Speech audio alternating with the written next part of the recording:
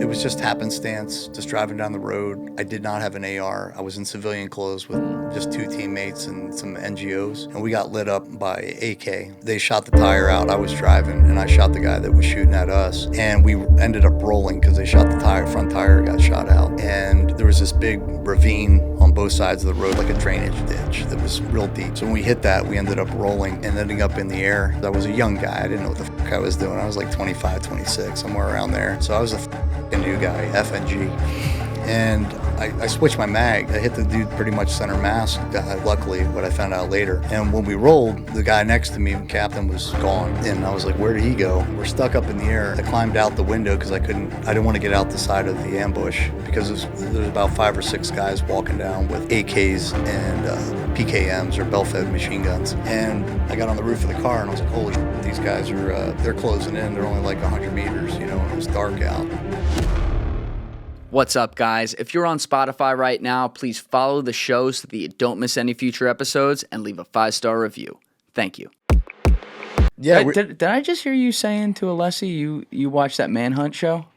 Yeah, on man. Apple? I just saw it the other night, and I was telling you with the work that I'm doing. You were telling him. Yeah. Well, yeah, correct. But yeah, I was watching that. I tuned in the other night because I love history. I also like to spend my time, like if I'm driving in a vehicle, I always throw a podcast on, and it's my way of like educating myself. Throwing on Julian Dorey podcast. Yeah, shameless plug. I just love Julian Dorey's podcast, so I always plug that in when I'm on long road trips. But yeah, I mean, I do stuff like that. So when I have a really long day in the office, I like to kind of unwind, and I still want to like learn something, right? So my wife and I were watching a show the other night called Manhunt, and it was about Reconstruction, more so like the assassination of Abraham Lincoln. Yep. And all that was involved. And it was just so crazy because if you look at politics now, a lot of people are just like disenfranchised. There's a lot of division in the country, which really breaks my heart, And some of it, it's hard to discern what's real, what's not. With social media, the media, you're getting force-fed bad stuff because of algorithms. But anyway, I was watching it and I was like, holy cow, man, how crazy. When I was fact-checking, I was just watching it because people take creative liberty. Yes. And then you're regurgitating falsehoods, right. about history. But they obviously assassinated Lincoln, and then I was just like blown away why I did not know how close they came to toppling the U.S. government at the time, after the Civil War. I mean, literally right after, I think it was around 1865, he gets assassinated. They just went down the row, and there was no clear succession at the time as well, like there is now, like Speaker of the House going all the way down the chain.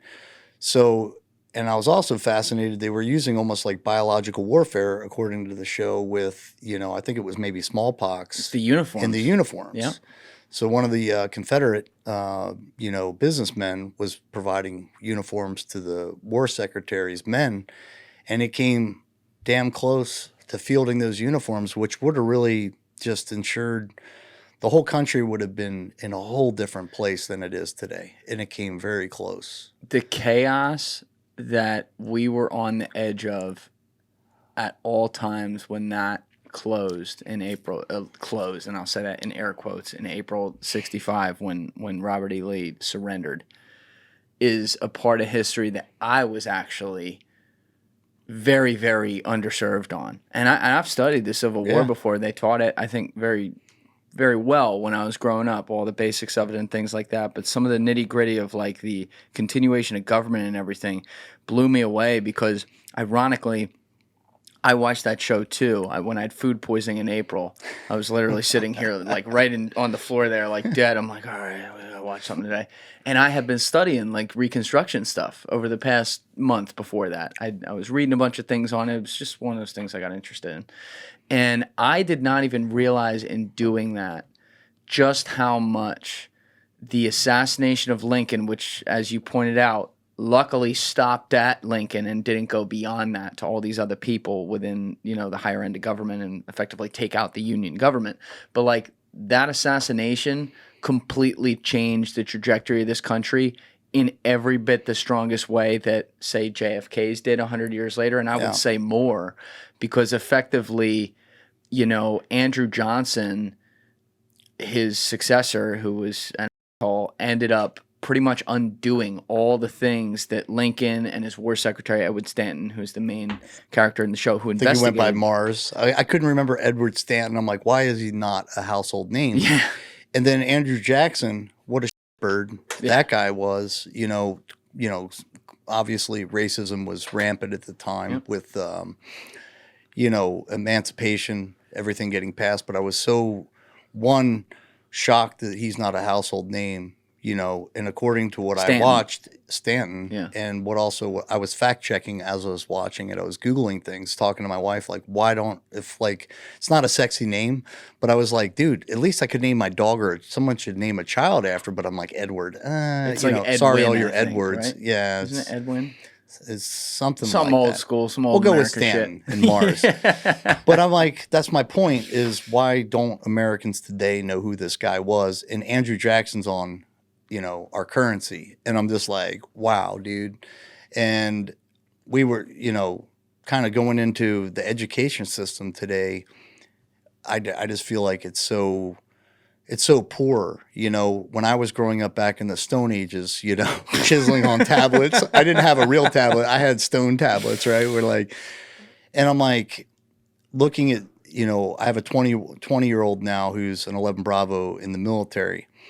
And when his grandmother sent him a card when he was in 10th grade and he had me try to read it, I was like, what do you mean? You can't read cursive? Like, you don't know how to read and write? Like, what are they teaching you in school? And that was during the time of COVID. And it was so poor.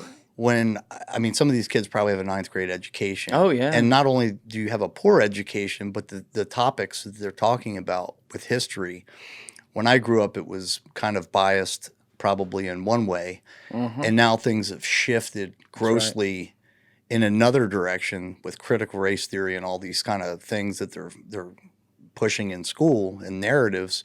History should be told accurately, and it should be, you know, not biased.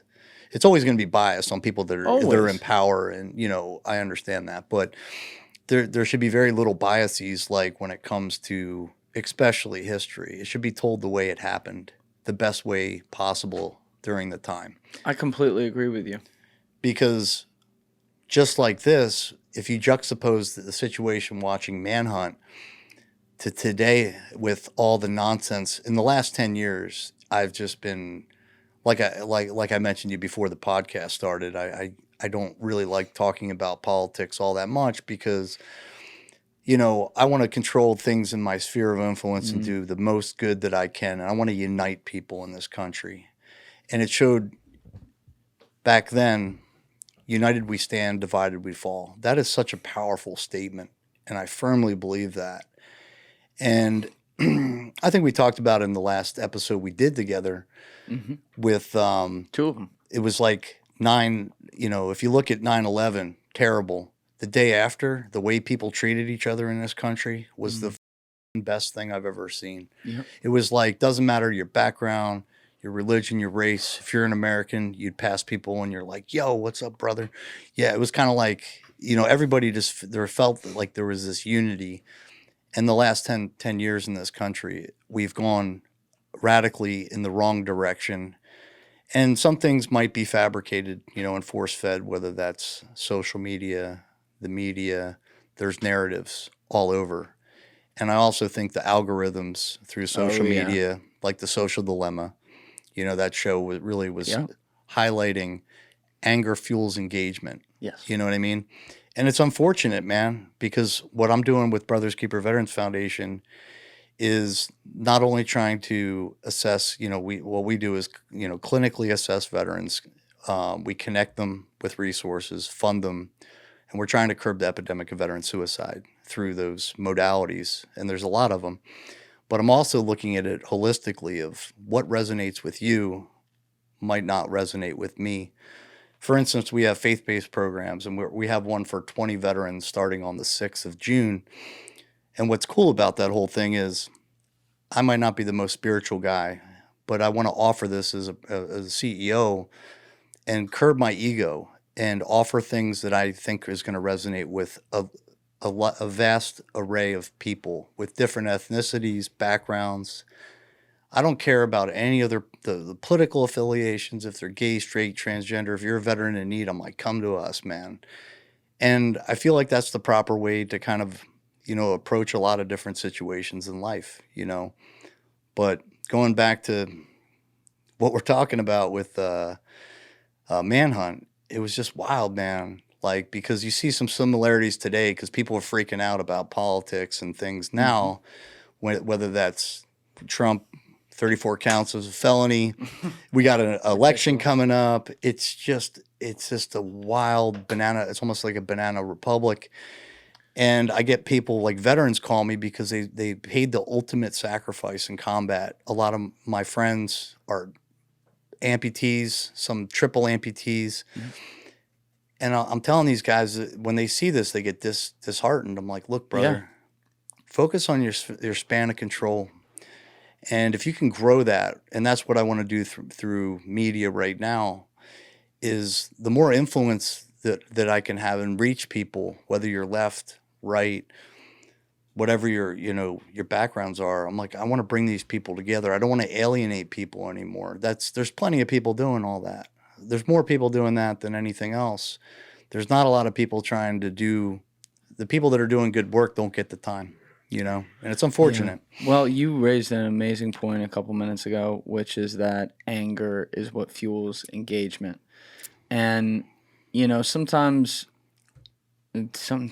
all the time, when I walk outside, a great reminder I'm always just subconsciously setting is looking at people and realizing that most of them are not the people saying that post with 30,000 likes that said, fuck this guy or fuck that guy. Maybe they liked it because that's what their algorithm trains them to do, but they're out there going to the grocery store like everyone else. They're walking down the street like everyone else. They're going to the gym. They're going to their favorite restaurant or whatever. And yes, people are divided, and it's a huge problem. And we do see massive issues going on in the country at the moment. But I think there are still enough people who, at this point, after these last 8 years of just Let's call political. It 10. Can we agree on 10? It's been a while, man. 10 years of political insanity. People are exhausted by it when they get out in the world, right? Maybe when they go home and they look at their phone and they're sitting there on social media, they're still engaging with things. But there's a separation between the two.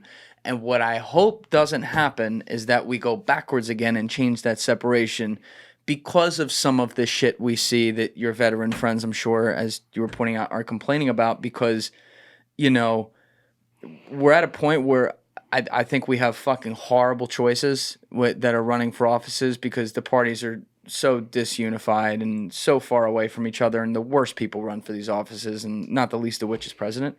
But, like, when you see the kind of shit that they're doing to Trump, you make me have to defend the guy. I mean, it's like that's where we're at now, where you can just throw a bunch of, no pun intended, trumped up charges on someone you don't like, and then throw them in a district that definitely doesn't like them, with a judge who provably doesn't like them, not allow cameras in there to show what's up, and boom, here you go. And it's like a guy. I mean, he was just, whether you like him or not, he was just the president. Yeah, I mean, look at the checks and balances. What terrifies me, it goes back to Manhunt again, man. Like, good theme. Really. I just watched this happenstance too, because my wife would always be watching these shows that get me fired up at night. It's like my time to unwind after a long day, and it's like, dude, everything that's on Netflix and across, whether it's Apple TV or whatever the platform is, it's just like these series are just like intense, dude. And that's how they keep you coming back. Yeah. And then you're like, well, what's going to happen? You're like, oh, it's like a Greek tragedy every freaking show I watch. So I'm like, yeah, let's watch history. Then I'm like, holy shit. Yeah, not this guy. Yeah. I'm like, Abraham Lincoln, like 1865 seemed pretty wild. But it's the judicial system, justice needs to be blind, period, and stop, man. And checks and balances are so important. The Constitution is an exceptionally important document. Please never change that. I mean, change it for good. Very few. it's just wild the foresight when you're looking at that show. I'm thinking about how brilliant was Lincoln at that time. It was very hard. You'd have to read books. He was just reading all the time, right? Mm-hmm. And growing up with no means, and became a sitting president. And at that time, you want to talk about a dicey situation as a sitting president, to be forward looking, saying, look, if I unite people, like oppressing people in this country, if you do that, what are you going to do? We're going to have a terrible society. But to get to that position, and then you were talking about JFK assassination during those times, racial tensions were at such a high level. And then you had Kennedy kind of attempt, and then you have two of these guys get killed. And it was just amazing, the foresight of like trying to change the country for good. And he was just such it just seemed like a very like a brilliant guy to be able to, and also to have the biggest balls on the planet, because he knew how difficult that he wasn't going to be. He's going to have to overcome immense challenges to get to that, to what the vision was. And it wasn't going to happen overnight, but radical changes, man. What's crazy to me about that situation, though, because I, like you, have a ton of respect for the Constitution. I love studying. That's another part of history. I pretty much love all history, but I love studying the Revolutionary War and the aftermath of the Revolutionary War, when there was a few years where it's like, oh, are we actually going to get this thing together? And what the Founding Fathers did with that document was incredible. Now, do I think it's perfect? No. That's why we have amendments, and it takes a long time to get the amendments we've gotten through, and some of them took longer than they should have. But the crazy thing about Lincoln is that he was maintaining the Constitution by maintaining the country, trying to keep the country together, keep it as one America, which is, I would say, the most constitutional thing you could possibly do. And yet, the argument of the other side, who obviously the South felt like their economy depended on slavery, so that's why they were fighting for, something that was a horrible part of our history. They were arguing that they were constitutionalists for that, because the federal government shouldn't come in and infringe on their states' rights to decide what's legal and what's not within their states, which is a wild heads off, if you know what I mean. Now, obviously, Lincoln took the better side of that, but it just goes to show you, when you look at history, there's always these moments where we say, we'll use phrases like, this is a constitutional crisis, or like, this is the line in the sand where everything's going to get lost, or whatever. And yet, if you let it play out, I think we've seen enough that like good will win out when it comes down to those logical type questions that get brought up. And, the country is resilient. And I hope that if we're coming into a time like that, through some of the things going on right now in this country, I hope we'll be able to say, 50 years from now, it was another one of those, oh, well, there were constitutional questions, people had points, but, the overall good of America happened to be the result. Well, it's like coming to the podcast. I was running and gunning yesterday. It was a crazy freaking day, man. I was trying to firefight. Just got off a salute and shoot event in Nashville, which was awesome. A firefight? Yeah, it was a salute and shoot for a cause. I actually trademarked it, but it's an event for all skill sets. It really is just what I want to do is bring I want to bring eyeballs to nonprofit work, and nobody's tuning in for nonprofits because the algorithms certainly don't like that, because it's just it appears kind of a little bit more benign, or not fun, right? So what I want to do is try to engage with audiences and bring people. I want to rally and unify people in different communities across the country, because we're nationwide. We do this event.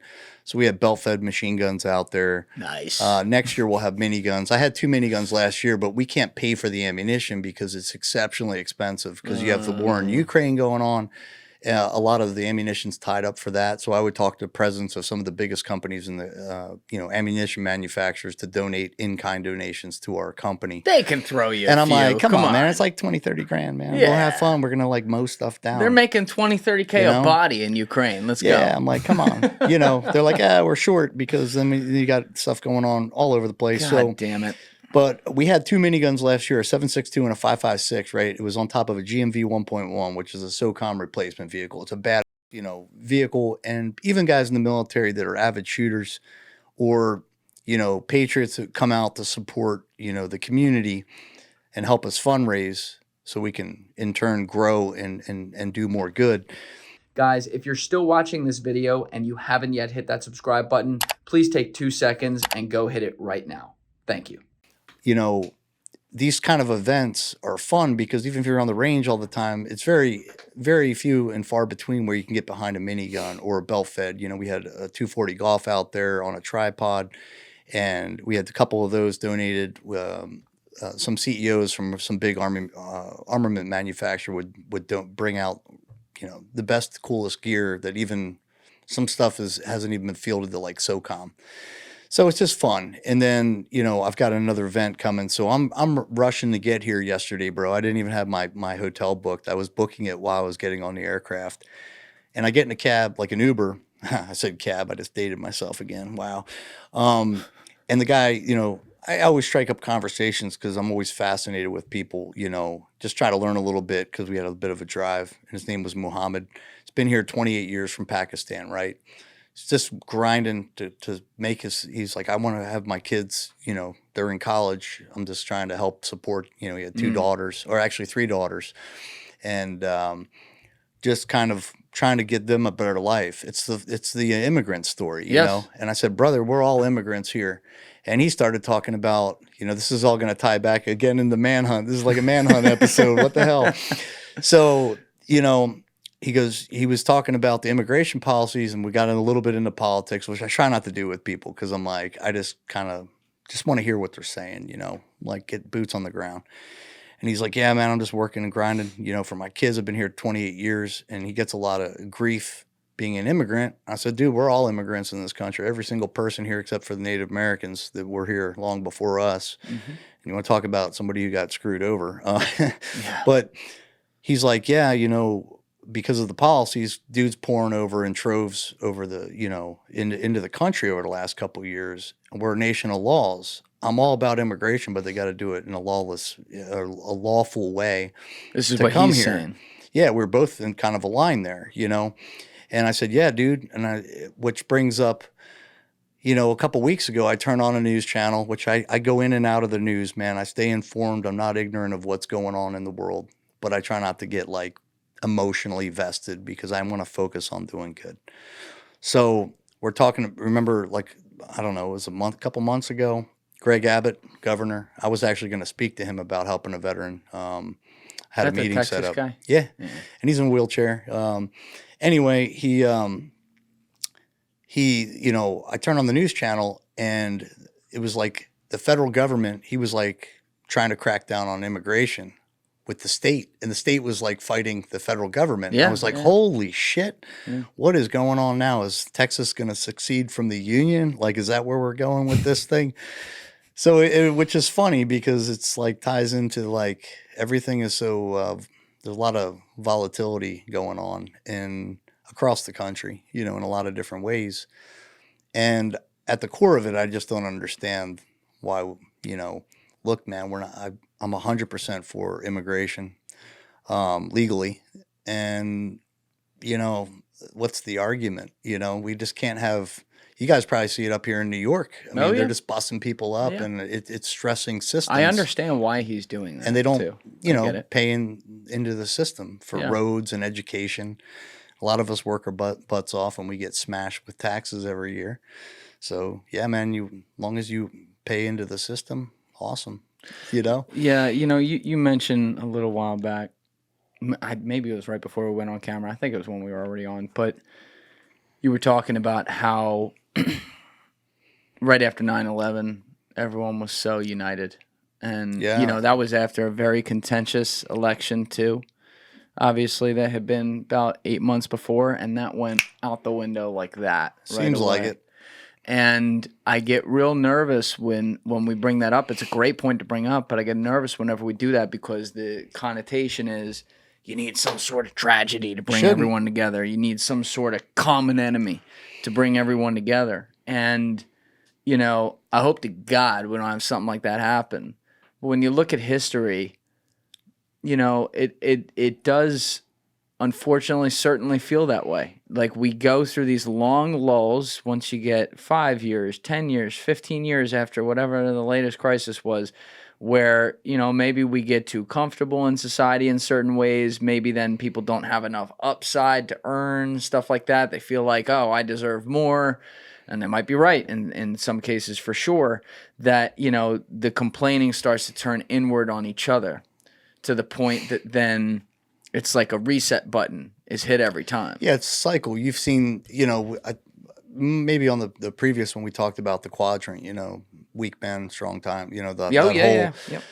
that whole thing. And you see it in societies. Again, that's why history is so important, man. You can't erase history. You got to learn from it and keep it and make sure people are educated on history, because the fall of most of the great civilizations, when people have it too good, that's where things start going awry. And people have too much time on their hands too, because if you're fat and happy and you're not, struggling, struggle is good to some ways, man. I tell people when it comes to the work that I do, the most growth happens in the darkness, man. You know, it's kind of counterintuitive. Like that's why I was, you know, if you had your damn coffee cups, I would have been like perception, you know. So when you're in those times, it's the worst of your time. You're hitting rock bottom in life. There's a lot of opportunity if you stay tuned in and you look for those opportunities. That's where the growth happens. It's just like going to the gym, man. When that's why I like kids doing sports. Right, is a really good thing in my opinion, because it challenges them. You know, not everybody's a winner. It shows you competitiveness and things like that.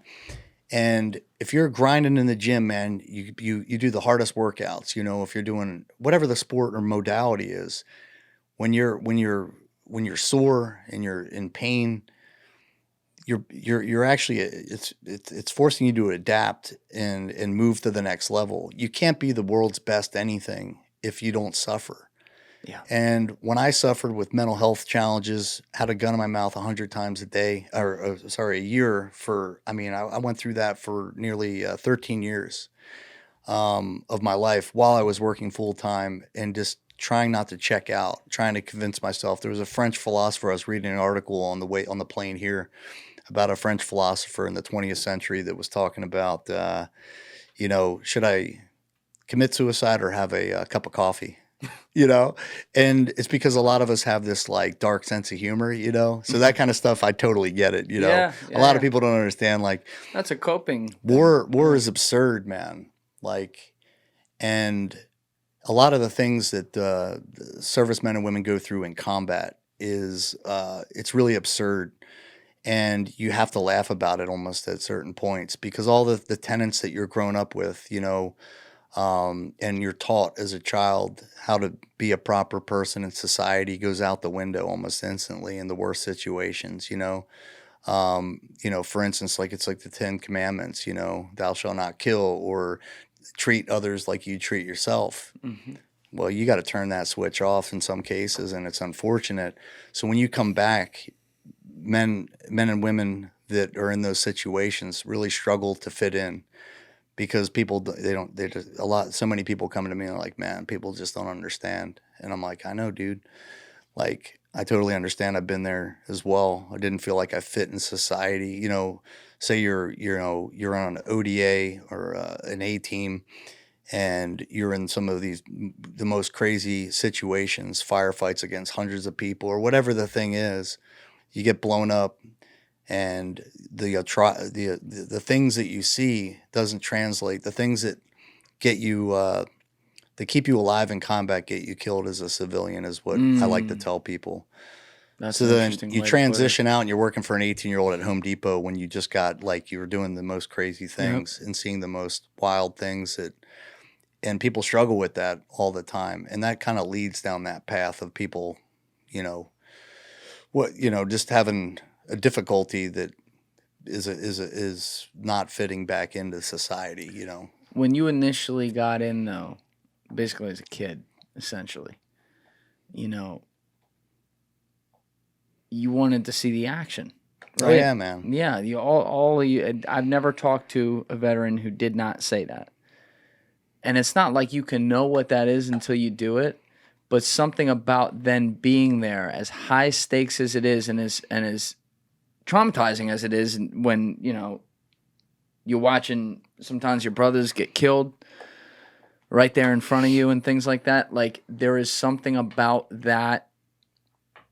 I want to be careful I say this, but like that kind of rush in battle that can never, ever, those stakes, there's literally nothing that can replicate that. Forget the extreme example of working at Home Depot when you come back, but there's like this beast that lives inside of you after that, and you can't ever turn the switch on and, let the dog out or something, not in a war zone. Is there ever going to be a way to solve that? Because it seems like that's always been a thing throughout human history with warriors when they go to battle and they come home, like, it's not there for them like that. Yeah, I'll tell you a good. It's been going on forever. Yeah. And there's a really good fella. I think I've dropped his name before, but he's a former unit guy. His name is Tom Spooner. He runs Warriors Heart in Bandera, Texas. They're doing great things out there. I've kind of plugged them before. But it's because when I was still struggling, I was doing a documentary to get started, and quickly, we're still doing one now that we're not paying for. It's going to be privately funded, so it doesn't come from our foundation. But that led me to do the foundation, set it up. So I was kind of in this position where I was still healing. I was doing 5 treatments through different nonprofits and the VA at one time. Because I knew when I got diagnosed with cancer in 2019, I knew I had to get my head straight. I knew I wasn't going to figure it out after 12 years. I guess I'm a slow learner, but I was like, I can figure this out. I'm going to work out. I'm going to eat right. I'm going to do goat yoga with fainting goats. Whatever. I tried everything, man. And I was still drinking and doing a lot of, substances just to sleep at night. And I knew exactly what I wanted to do at that point. I was like, man, I want to spend the rest of my life serving the veteran community and being a good steward with other people's money to try to make a dent. The bigger I can grow this organization, the more people in turn that I can help. And because I knew the pain that I was in, I was like, look, I've been through special forces, like selection process. I was a high-level athlete that I suffered a lot. I called myself the professional sufferer. And it was like a term that I didn't want to be coined. Like, it's not something to be proud of necessarily. But after having my femur, my hip, my glute, my quad removed, and then, back just maybe 2 years ago, in 1 week, right, I was diagnosed with stage 4 cancer after having my lung removed, my lower right lobe, after all these other brutal and radical surgeries. Well, that was like 5.5 years ago now, right? When you were Well, diagnosed? I was diagnosed in 19. So that initial diagnosis, my survival rate at that time was 25%. And when I went to stage 4, which I probably was stage 4, a year before, it started in my hip and my right femur. Did a bone graft, got the news back that it was cancerous, that they would have to go back in the same leg and remove my hip, my glute, my quad, my femur, like 3/4 of it. And they called it a brutal and radical surgery. I was like, you ain't fucking wrong with that. So when it went to my lungs, in 1 month you can be dead. It just depends. Everybody's so different biologically. It's just like, you can have something the size of a pea go to a grapefruit in a month. There's not a lot of data on it because my cancer is less than 1% of 1%. So it's super, it's not as studied as, like, say, breast cancer, things that are more common in society. But that week that I was, man, I just found out my wife was pregnant, which was kind of a crazy situation. We were not obviously planning on it. I was nearly 50 years old. I just got diagnosed. We found out like 2 weeks before I had to have this surgery come up, and my life's on the line. And my wife had children, my stepson, real young, and she had to raise him by herself. And I was really worried about leaving her to raise another child by herself. I felt terrible about that situation, but I got excited. I'd never had children myself. It's one thing that I wouldn't say I have regrets on, but I was like, man, I went from being nervous for a second in my head to being like, let's fucking go. Like, I got really excited, went to the ultrasound, saw the baby's heartbeat, and I was like, dude, this is happening. Wow. Like, it was still settling in. And then, like, it was maybe about a couple weeks later, still very early into the pregnancy, I find out that, the cancer had metastasized to my lungs, and my lower right lobe would have to be removed. So I had that removed that week. Your Lower right lobe, yeah, down here. So I have a little dent, and I can't feel anything from midline to here today. And like, I have no feeling at all, like, because they put a Really? nerve block. It never wore off.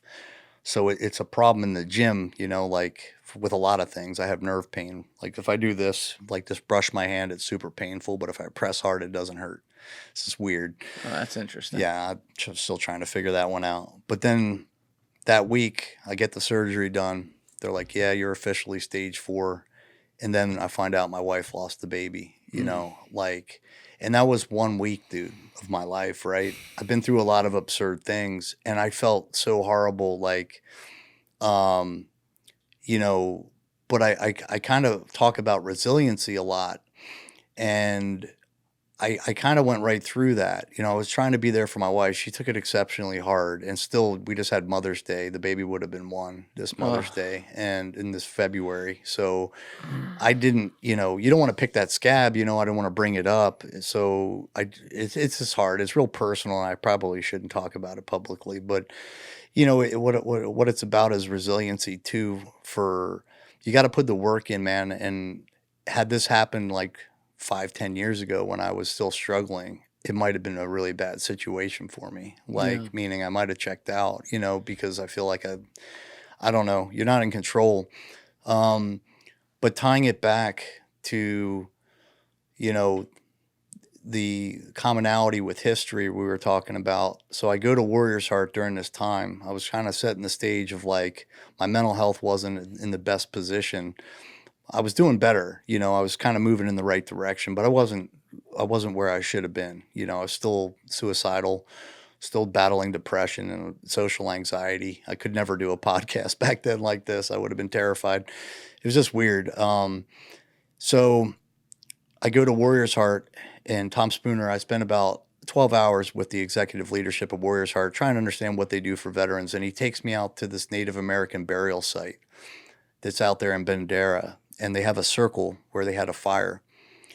And Tom is a former unit guy. He battled TBI and went through a lot of mental health challenges. And he's a legend in the, you got different degrees, right? You can become a Green Beret or a SEAL, but there's levels to the game. I think Jocko talks about it sometimes. Like, I think I heard him talk about there's just levels, like, you can just go through and get your tab. But then you have people like Nick Lavery, who are like a warrior's warrior. Oh, yeah. Like, I want to talk about him because he's just a freaking inspirational guy. He's working with you guys now too, right? Yeah, he'll be speaking for us this fall That's awesome. at our gala in Nashville on September 14th. But I go out there and he goes, see that site right there? When we moved here, we wanted to, there was an archaeological dig maybe like 60 years ago with the Native Americans here. We wanted to be respectful, so we kind of filled it in, but we put the circle here. And he's like, back when the warrior class of the Native Americans would go to battle, the elders would try to encourage the warriors to kind of tell their story about the battles. And it's fascinating to me because he's like, you take a glass, right? When guys are struggling with mental health, men and women are struggling, their cup is like this. It's 3/4 full. And what he was trying to encourage people was, he's like, basically, when your glass is 3/4 full, if your glass overfills, you're gonna break. You're really struggling. So they would encourage the warrior class to go around the campfire, and we do it still to this day. He kind of does it a little bit with the people going through certain. They kind of go through the similar situation, but the young warriors would take their glass and they would tell their stories and pour a little bit of their water across the other people. And they could be men and women that would never be warriors. They've never seen battle. And when they're telling their stories, they're getting it off their chest. They're pouring a little bit into their glass, so their glass is going down. So he said, man, one day I wanted to put this thing to the test. And he kind of told me the story. It was like, I got accommodation one time. I think it was a Silver Star for something. And he really struggled with that, in the military, it's like an award, it's, you're getting a medal for your valor, but those situations aren't always good. Oh, yeah. And so he's like, man, I wanted to go out and put it to the test. And I won't share that story because it's not my story to share, publicly, but he told me how he put it to the test. And I'll just touch on it that, he wasn't sure how he was going to react, but he kind of told this story that he'd never told before, ever. And he was doing like a shooting class or something. And one of the guys called him the next day. He was like a roughneck, a man's man, from Texas, handlebar mustache, big dude, whatever the situation was. And he got a call from the guy the next day, and he got through the story, but he's like, man, that story really fucked me up, dude. He wasn't in the military, never been the battle, never been the war. And he was like, dude, that story just really fucked me up. And that's because he's pouring just a little bit of his story is getting told, and it's uplifting to him. And I think he's told the story, maybe he said 11 times since then. And I just really appreciated him sharing that with me, because I was still kind of feeling like, look, dude, I tell people all the time, I quote Joe Rogan at every event, I say, comparison's the thief of joy. Yes. And I'm like, if you compare yourself to others, especially guys in our community, I don't claim to be some awesome, I did like 13 deployments or whatever it was. I've been to Iraq, Afghanistan, Israel, North Africa. I've done, Palestine. I've done some things, but there's half of the people in my network have done way more rad things. They're way more accomplished with their military service, but it's not about that. Because some people, like a Goggins, people give him shit because he's only done one deployment. I'm like, maybe he didn't get the fucking chance to do it, guys. He's not out there saying he's the baddest motherfucker, like Navy SEAL, most accredited, right, killer, whatever, that thing is. He's just trying to inspire people. And if you compare yourself to others, man, you never get help. So when I heard him tell me the story, what it did for me, it had a massive impact because he was in the unit, something that I never did. And I'm like, okay, it's okay for me to get help, dude, because this guy's done it, and he's way more accomplished in the military circles than I ever had been. And so it just led me the opposite direction to actually, not be afraid to reach out to other organizations to get help for myself, because I always thought I'm going to take that from someone else. If I get help, somebody who's done more, like I've got 2 veterans on staff that are amputees. One's a double amputee, one's a single amputee, broken backs, blind in one eye. Just wild stories, man. And I'm like, they look at me like I'm some kind of like stud, because you did this and you were in this group and you did these amount of deployments. But I'm like, dude, you might have only done one deployment, lose both legs. You didn't have the opportunity to go to do other things in life in that career field. Let me ask you a question real quick. Alessi, maybe you can help me out here. Can you Google what percentage of the current U.S. population served or has served in the military? 5 million. That's what I'm going to go. You're going to guess 5 million? It's probably, it's such a small percentage, yeah. But yeah, I think it's something like, it's under 5 million. I want to see what this is. Are you talking about veterans? Yeah, just in general. Any war, any era, who's currently alive. That's all I want to know. Are we getting anything? Yeah. What do we got? The share of the U.S. population with military experience has declined. In 1980, about 18% of U.S. adults were veterans, but all that share fell to 6% in 2022. Yeah. All right, so that's perfect ish to make my point. So it's 5 or 6%. And this 350 million people ish, somewhere around there. It's under 400 million, I think. So this is where a civilian like me who hasn't served should be making this point more to guys like you and all the people who are within that community. The comparison that you speak of and the little like, oh, he did this or I didn't do that or maybe I shouldn't talk because he did this and I'm that.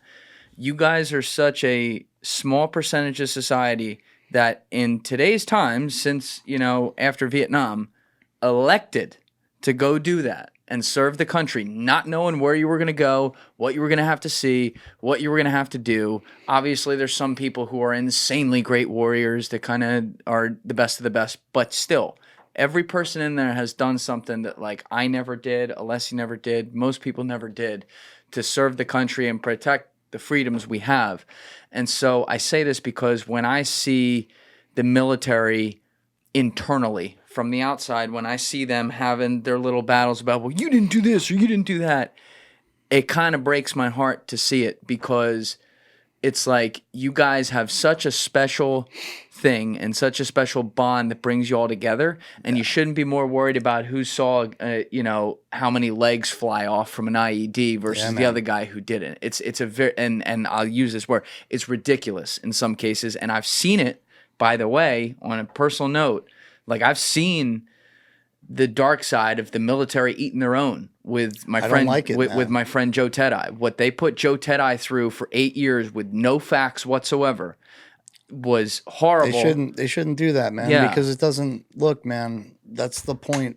When I do this, I don't like doing media just in general. I started doing it because I have to get the word out for Brothers Keeper Veterans Foundation, all the good we're doing, we're uniting communities. But I see it within our own community. Not only that, but I see that firsthand. And I'll give you a good example. Like, I have this awesome dude so when people order merch offline, the guy that fulfills the order is my friend Dave. I hope he doesn't get upset with me for.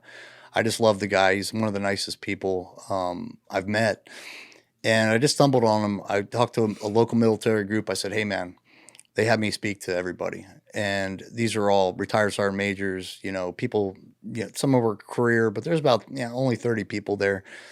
And they had this book with 4 veterans in it. And I said, look, I'm running a nonprofit to help veterans that are struggling. And the way people can help today is just to help us fund the organization this year. So when I can go to the biggest platforms that I can get in front of, I want to be very careful in my messaging because I don't want to break the machine. This year is our 3rd year in business.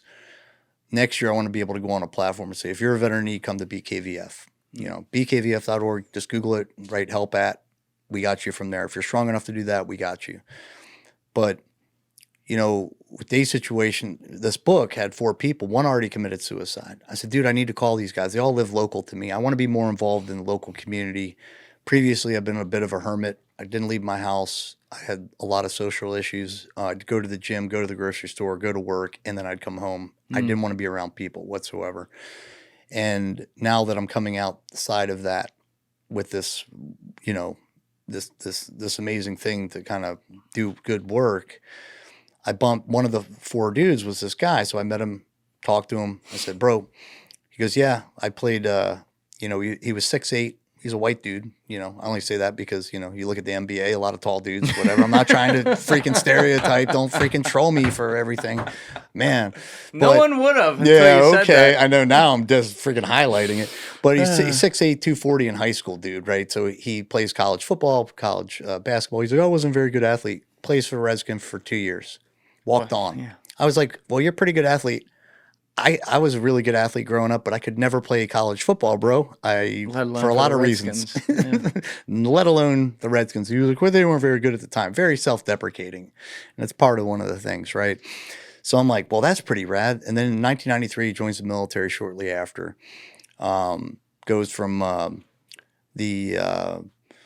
Goes from Germany, he goes into Kuwait, push up. He was in satellite communications. Like, I wasn't really in the military. I'm like, you have no legs. You're in the club forever, bro. I put these guys on a pedestal. Yeah. And then they try to do that with me. And they're like, well, you were in, Special Force, you were Green Beret, and you went on to work for the OGA and blah, blah, blah. I'm like, who cares, man? Like, it's not about that. I'm like, so I said, what, so I met him, took him to meet Keanu Reeves. I was kind of telling you before the podcast. Like, this is the guy that met Keanu. Yeah. So this was this year, awesome. A couple months ago. Well, we'll talk about that. So I said, well, dude, So I didn't know his complete story. He's in a wheelchair, right? He's a double amputee above the knee. And everything he does, because I can appreciate it, almost losing my leg at the pelvis, like up, basically at the pelvis 3 times between MRSA, bone degradation, everything else. I was like, I can barely put my socks on myself sometimes, man. I'm in a lot of, my things don't work. So we're doing a meet and greet. My buddy's pulling security for Keanu. He was playing with Dogstar in Atlanta. It was a couple months ago. So I said, hey, man, I'd really like to take this guy. I mentioned it to him that I was going to do a meet and greet for a couple veterans. I only took him and my stepson, and because he happened to be home.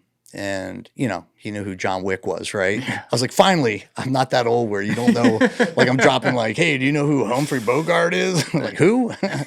But so we drive down there. It was the first time I ever drove with a double amputee. I was terrified because I've driven with single amputees before, but he's basically had 2 Oh, he's driving. Dude, he's driving me in the car down to Atlanta from where I live. It's about an hour drive through traffic, dude. If you've ever been to Atlanta, close to the city, traffic's insane. Like when I was coming here, I was almost late because he's driving with broomsticks. Bro, basically, like the way I explain it is 2 broomsticks, one on gas, one on, and I'm like, man, you need to get a Tesla, son. Like,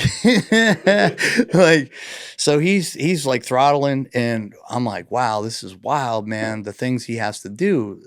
I think amputees, don't quote me on this, but it's around 60% more energy is expended just doing normal everyday shit. Sure. Yeah. It's exhausting, dude. Yeah. And like you drop a pen, you can't pick it up. And I appreciate all those things. And that's why I want to help people, right? So I'm like, he goes, man, I'd love to get some stuff. He has 3 kids, 3 young ones. He's got 2 kids in the military that are older. And we're driving down there. I didn't know his complete story. I still don't know the whole story because I don't want to pick a scab. So we're driving down there. My buddy, Keanu's doing like groups of 6 for photo ops. And I was like, with people you don't even know, I'm like, wow, that's kind of nerdy. Who's going to put that on? I don't know who this guy is and that girl in my photo with Keanu. So Keanu was an hour and 10 minutes late to perform, right? He's behind schedule. And I heard really good things. I've Google searched them. I don't give a shit about a celebrity. I'll never build an event around the celebrities because they're flaky, a lot of them. Mm-hmm. But if they're people that I think really care, hell yeah, I got time for that. I'd love to get them behind our organization to bring eyeballs, like everybody. John Wick, I know there's some people that didn't like the last one, whatever. I get it. Bro. Dude, he's fucking a really cool guy. And if you ever Google him, he has a really crazy story. He's been through a lot of tragedy himself. He's a good motherfucker is what I heard. So we're up there. He's like, man, I'd really like to get some stuff for my kids, sign for it. So he makes a hat, I gave him a little grief over it because he has an embroidery business. So it was a good alignment for us to do our merch. And he lives 20 minutes from me. And he loves being part of the company, And he's like, I feel like I'm on the team. I'm like, you are, motherfucker. You're on the team. You are fucking on the team. I love this guy. So everybody's done. My buddy's like, hey, he's behind. He's about an hour and 10, behind. But, I said, can you bring him to us? He's in a chair, man. We're up in the stadium at the concert. And nobody was there yet. So it was one-on-one. And Keanu comes up with the people from Dogstar. And I said, Dave, I got to ask you, man. I got to, what happened in 93, dude? Can you give me like a little bit more specifics? He's like, yeah, I was a sole survivor of an IED attempt in 1993 in North Iraq. We're put in satellite dishes. We got hit.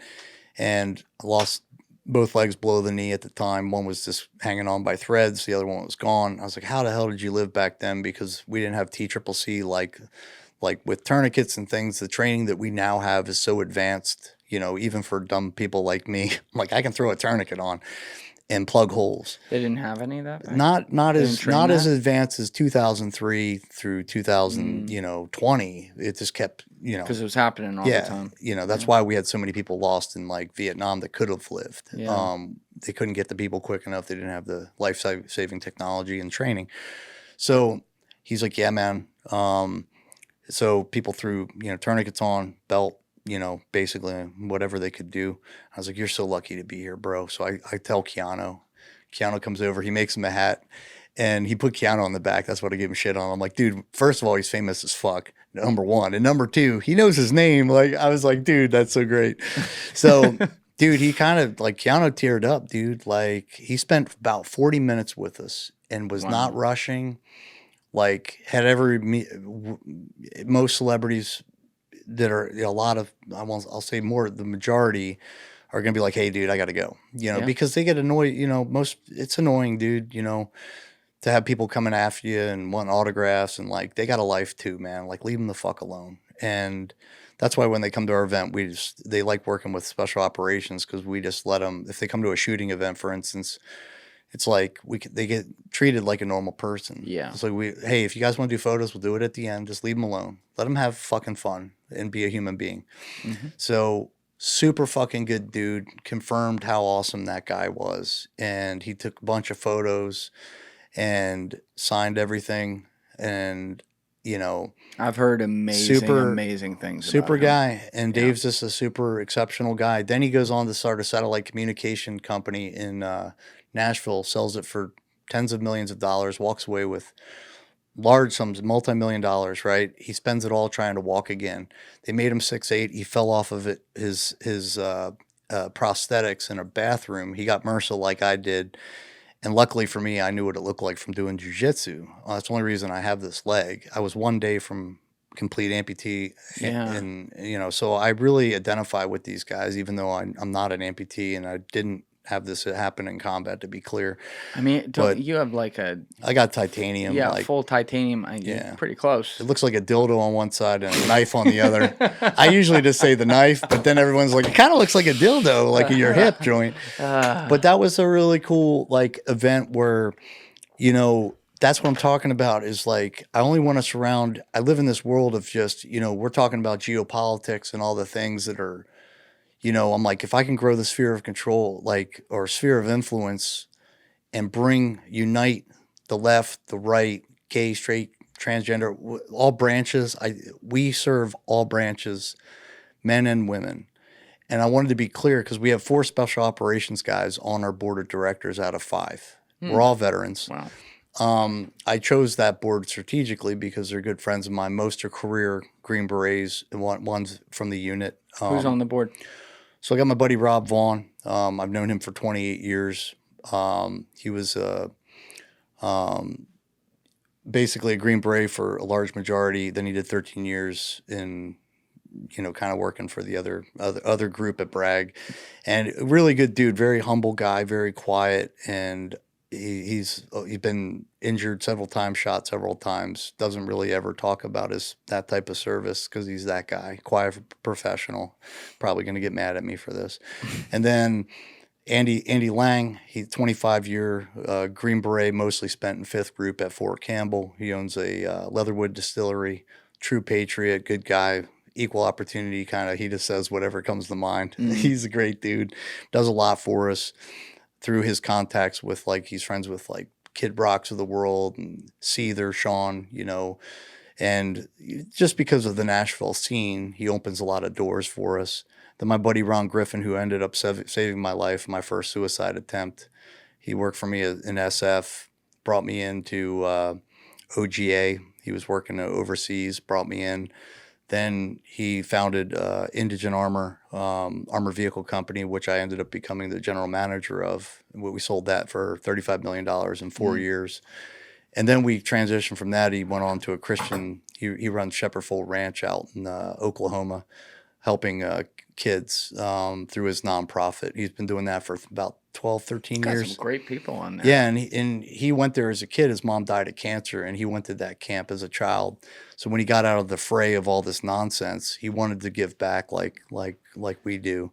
And he has that nonprofit experience he brings to the table. Then I have Dave Benar, was Army dude, short kind of career there, but then he's a business guy. And he worked with me at Jankel Tactical Systems, closed about probably $100 million in that time period. So he's got a good business mind, good strategy. So they're people that I trust to keep the business on the right trajectory. So, like next week, I was in between 2 events when I came out here. That's why I was rushing. And I'm doing a golf fundraiser. So I was saying, I want to bring eyeballs doing crazy stuff. I found a 5-time world champion trick shot artist, right? I do not golf. Trick shot artist. Yeah. So I don't even know, set world records and things like that. I think he was on the PGA, possibly. Rocky Shipes. So pull him up and see what he can do.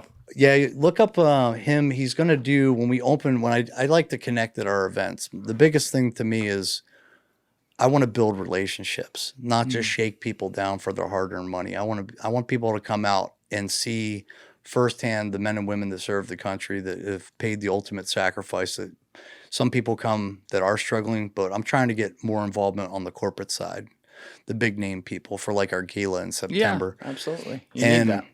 Hey guys, if you have a second, please be sure to share this episode around on social media and with your friends, whether it's Reddit, Instagram, Facebook, Twitter, doesn't matter. It's all a huge help. It gets new eyeballs on the show, and it allows us to grow and survive. So thank you to all of you who have already been doing that, and thank you to all of you who are going to do so now. yeah, so he does this trick shot. Look up Rocky Shipe's ball shot. Ball shot. Yeah, he's actually, when I open up, he's going to drive a 300-yard, I don't know if it's 300 yards, but he's an exceptional driver, kind of like a John Daly. I tried to get him to come out, but he was tied up.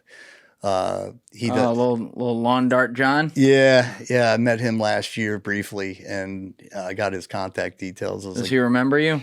probably not. Yeah, I don't think He might have had a few, dude. He might have been on a couple things. Oh no! They're like, look, dude. No. So I don't know if your audience could see that, but this is what Yeah. he's gonna do to me, and my wife Oh is not. no! No! Yes, bro. You need that thing working. That's one of the things. I've still, been still, doing still MMA, picking man. For you. I used to wear a steel cup in Muay Thai, bro. And this is Monday. That's happening to me. And this gentleman agreed to come. He's not charging us. He's coming. He's a patriot, not a veteran. Freaking great dude, man. And he's also making us these wood signs for first, second place. He has a woodworking business. Bro, what we're doing for the gala, you're going to dig this. So I have a SF guy who has material from the World Trade Center at his house, right? What do you mean material from the World Like Trade Center? from the debris. I know, gosh, it sounds cringy when I say it like that. But they do things for like organizations like us. He's a patriot. He's a 5th Group Special Forces guy. I'm not going to drop his name, but he also has in Arizona. He has material from the actual Statue of Liberty. So the president of Troy, You just steal that off the. I don't know. He's a firefighter. Take a little chisel right off old Lady Liberty. So yeah, I don't know. I don't know if I'm gonna get him in trouble for this or get him canceled. But basically, what we're gonna do is to raise money at the gala. I'm gonna have an MK11's being donated. It's about retails for about $8,000. It's a sniper rifle, Yeah, right? yeah. So Troy Arms has agreed to put that up for free for us. Shout out Troy. Yeah, fucking great guy, man. He just came to the salute and shoot and really supported us. I just met him recently. Fucking great company. He was like FaceTiming me the day before the event last week, and it was like thousands of square feet of this arms room. And he's like, "What do you want us to bring to the event to support you guys?" And I was like, "Holy cow!" that's awesome. I was just like in love. I was like, "Man, can I come over?" And he's like, "Yeah, how about a Thompson submachine You gun?" up? I was like, "Yes." He's like, "How about a Sten?" Like, I'm like, "Yes." So then he brought out a lot of suppressed sniper rifles. He's like, "We're gonna donate one." The last one went for auction about 17,000, and I got this other guy. I said, "Can you embed material from the World Trade Center into the rifle in a dog tag? They're going to melt it down, and somehow they're going to put it into the rifle." And that means a lot, right? Like, I don't care about the rifle. And so my idea is to have Rocky make a wood flag. He has a tribute to 9/11, which has the World Trade Centers in it. And I want to use some of the actual material and then also incorporate the Statue of Liberty. And I wish I could afford this for myself. I don't make money from the nonprofit. I don't take any salary. I never will, because there's other nonprofits that have missed that. We're not the best on paper yet because we're new. I'm kind of doing every dollar that we get donated either goes into growing the business, or on veteran services. So unfortunately, got to play this 990 game. And so I'm focused now on making. That's how people evaluate you, is your 990s. That's one of the ways they can kind of take a look at you. How are you spending your money? How many cents per dollar is going to veteran care? That's right. And I love that part, but there's a lot of gamesmanship. I'm not about that. I have everything I do, all I care about. I'm at the end of my life. I don't want to be ever perceived as doing something inappropriate. because I don't have time to fix my reputation in life. It means the most to me is being known as a good dude trying to do good things. And that's part of the legacy. It's not about me or getting notoriety or money. Like, I'm clearly not doing this for money. I'm on Social Security because I'm terminally ill. I'm taking my own money to fund myself, which isn't a lot. But it's the coolest thing, man, I've ever done. But Rocky, if we do that for the gala, I was like, dude, how cool would it be to have in your office just talk about Americana, the Statue of Liberty, that,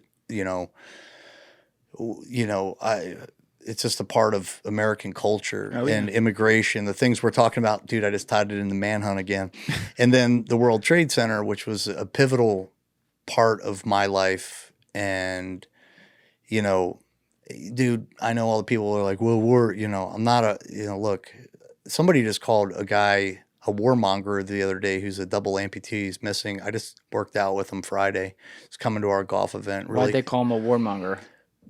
Because he's an amputee. Like, oh, you like war? It's like, dude, because he's an amputee. Do you think I fucking there's these weird people out there? I'm like, you think that guy is, dude? I hate war. Like, it's necessary at certain times. I'm not saying, look, you can get into all the politics of 9/11. I'm not talking about that. I'm just talking about our freedom is critical, and sometimes war it's been culturally around for millennia. It's been around forever. It's been around as long as humans have been those around. People can go fuck themselves. Well, you talk about that. I do not like war. you talk about that. You don't. But I will fight. Exactly. So there's something there where it's like you get the adrenaline from it, but the idea of having to bring the army in as a unit, and the military itself is a terrifyingly torturous endeavor, because you're going to bring death with it. That's how war works. Hey, good people do bad things, and that's the absurdity of war that we were talking about earlier. That's the complexity with the situation. Like, hey, man, if the nation ever needs even a cripple like me now, dude, I'm all about maintaining our freedom. I know some past wars, if you look at Vietnam, post 9/11, people have all these different, I get it now. Yes. But at the time, being a young man, I'll do whatever I have to do for people's freedom. Like, that's at my core essence of like why I love this country. Even though it's burning right now, it is a bit of a dumpster fire. You need people. You need the people to be able to defend those liberties when the time comes. Yeah. In the future, if the Constitution's at jeopardy, our liberty and freedoms, I just believe people should be able to speak their mind, whether I agree with their position or not. I always use Colin Kaepernick. You remember the taking a knee? Yeah. Like, everybody. Yeah. So people ask me, how do you feel about that? I'm like, yeah, dude. Like, I have my own thought process on it, but it comes down to he should have the freedom to do that. I think he muddled the message of whatever his agenda was, whether that was BLM or whatever. Dude, you have $100 million. You're playing football. You got a 5-year contract, whatever it was. I think it was $100 million. He made a lot of money, whatever it was. He made a lot of money. You could have gone on the biggest platform in the country, and you could have taken a Super Bowl ad out and been very clear in directing your message and not coming across like you're disrespectful to the country, the flag, and the veteran community. That's where I have a problem. But it's his freedom to do that, whether I agree with it or not. And I think people should be able to. The problem with social media right now is there's a very small demographic that's making the most noise, and the people, the moderates in the middle, feel like they're terrified. Right. I don't want to lose my job. That's right. I don't want to get canceled. People are always trying to pull you in different directions, and that's like one of the only places in my life where I truly feel at peace with myself at this point, because I've been on that trajectory when I was younger, being pulled in every which direction, and now I can just kind of see through it. But I fully understand, having been in that myself, how people can't and what these algorithms do. And like sometimes I'll say to somebody, You know, like we'll be out at the bar or something. I'll be like, yo, pull up your Instagram or pull up your Twitter, and I'll just have them go like this slowly on their algorithm. I just want to know what it looks like.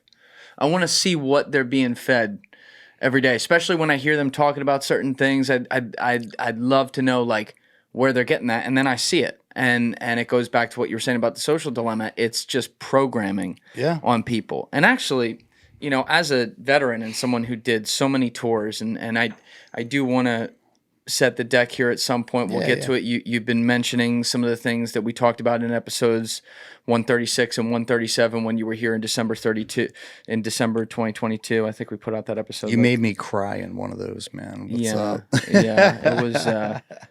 It was a hell of a sit down that day, and what that was. But like, you know, we'll go through, fill in some of the blanks of your backstory, but for now, obviously, like you mentioned, you did a lot of different tours in a lot of places for many years. You worked in the Special Forces, and then you were even a GRS contractor for the CIA, which is in the Special Forces capacity, essentially. And, you know, you've seen a lot of shit. So you can speak to these different wars and what it's like on the ground, and what about it is necessary and what about it in hindsight is unnecessary. But right now, we're at an interesting point where we see something that's not politicized. It actually is different camps in both sides of the aisle, and that is you have people who are left or right, doesn't matter. There are subcategories within each where people are either isolationist or they're like hardcore pro-military industrial complex. And I live in a world in the middle of those two things. I think having a military industrial complex where all these companies are fucking funding the politicians so they can create wars and have proxy wars, I think that's a very bad idea, because I think war is something that should be a last resort scenario. I also know, because I study history, that isolationism never ends well. There is no point where, you know, people were saying, oh, let's withdraw from the world and not do shit, where that ends well. Case in point, by the way, World War II. That could have been avoided if we hadn't had that attitude, but we were forced to have that attitude because Franklin Delano Roosevelt's opponent in the 1940 election was a hardcore rabid isolationist at a time where the country was supporting that. So we didn't get involved while Britain was getting the shit kicked out of them with bombs and stuff, and Hitler continued to go west and then eventually even east, and then the Soviets. You get my point, right? I can go through this over and over again in history, but as someone who's lived it, as someone who's seen it on the ground in every direction, between war itself, things that look like proxy wars, or things being funded through the government, how do you go about this conversation with people to make them realize reality, but also understand, like, you know, there is a time where it's necessary, and, you know, sometimes that is going to be the thing. Well, I think the problem in our culture today is those lines get blurred, right? Unless you're really tuned in. And when you're taking people at a certain age, especially people right out of, like myself, right out of high school, I was a young guy, wasn't super educated at the time, you know. You're very impressionable at that age. Yes. And so I have a 20-year-old in the military right now, and hearing him talk, you know, as an infantry guy is a little interesting, because I've been there and I know how he's thinking and the things that he should be thinking about. You know, what I'm telling him now is, like, you need to be a little bit more informed on geopolitics, man. One, you get a little bit more of a heads up of things to come, and also the severity of the job that you're potentially going to perform in combat. So if I was him at 20 years old, now with my mentality is like, you got to take training very serious.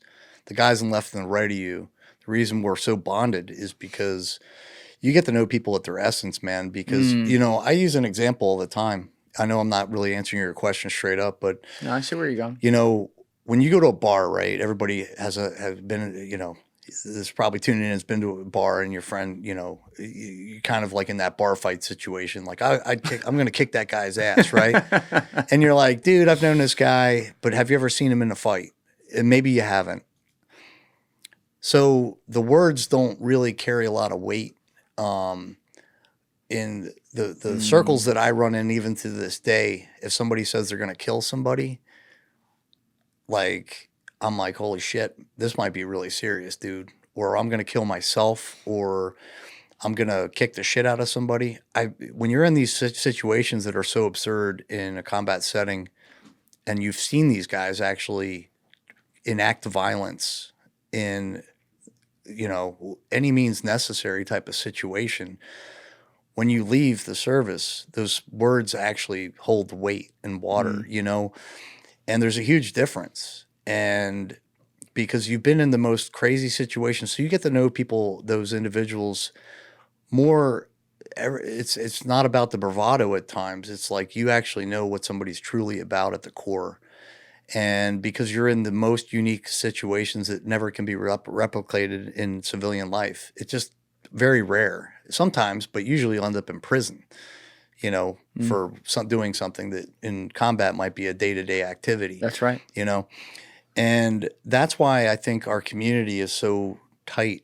Like I've told people when my buddy John Zinn, he was a Navy SEAL, passed away. It was in business setting, right? But I was his partner in Iraq, right? We were in some crazy situations, and I knew what he was about, and he knew what I was about. And like losing him when his wife was 9 months pregnant and having to knock on our door, this really had a profound impact on me. You laid out that story. Yeah, I by mean, the he was way, just last young, time you were here. He's Yeah. 32 years old. But it was kind of like when you're running with those circles in business, it's like, what people are really about. And I think that's just one facet of like the whole conversation is the unique bond that people have. I'm closer with some of the people than I'd ever would be with my family, because once you get out of the house, you're kind of calling your parents. You're just, it's your formative years, but as an adult, you're kind of a little bit more distant. So yeah, it's just, war, unfortunately, should be unfortunately should be a last result. I agree with you 100% on that, but at times it's going to be necessary, and when those times come, you got to make these moral decisions, and those lines get blurred quite a bit. Hold on yeah. one sec. Let's just pause and go to the bathroom so this asshole outside Yeah, can turn his fucking car off. We'll be douchebag. right back. I want to touch on that point. All right, we're back. The soundproofing in here, we spent a lot of time on. It came out really, really good. But like, if there's an ambulance right outside the window or someone with their fucking car going off like that, there's really nothing I can do. So we just got to pause on that. But we're talking about this whole concept of, going down the rabbit hole of being in the middle of either, war, or no war at all in any cases. And you just touched on it at the very end of that last point where you were saying like, yeah, it is a last resort, but it's a resort. It's something that does have to be used. I understand some of the anger of the, say, isolationist crowd right now when they look at all the money, though, that is going to wars where we don't necessarily have our boots on the ground, right? It's going into Ukraine. It's going into fucking Israel, right? And it's all these bills are being passed for billions of dollars. Hundreds of billions. Right. Like that. While people here, the middle class is dwindling. There's a greater and greater wealth gap. There's people who are struggling to have families and pay their bills. And I understand when they see all this money going out and they're like, what the fuck is this for? So how do you curb maybe the righteous anger of people like that to say, yes, on these cases, you got a point. Like, we probably shouldn't be spending this much money and we need to figure out a way at peace. But like in the future, if some shit went down or something and we had to get involved, you guys got to be ready to support that if it's really at that last resort type situation. Well, I think it comes down to politics, unfortunately, which I don't ever like to talk about. Like I said, my goal is to unify people and things like that. However, I think people really need to be doing a better job when it comes to looking at the representatives. The government works for us. That's the model. Unfortunately, everybody, in politics seems to have it backwards. Yeah. We elect officials to run the country, and people need to be doing a little bit more due diligence, spending more time, because what happens in and I've been victim of it myself in the past as a young guy. If you go across the line, maybe those people don't represent your beliefs, your wants and needs, And if you just go straight down the line, maybe those people aren't as aligned with what your belief system is or the way that you want to see the country go.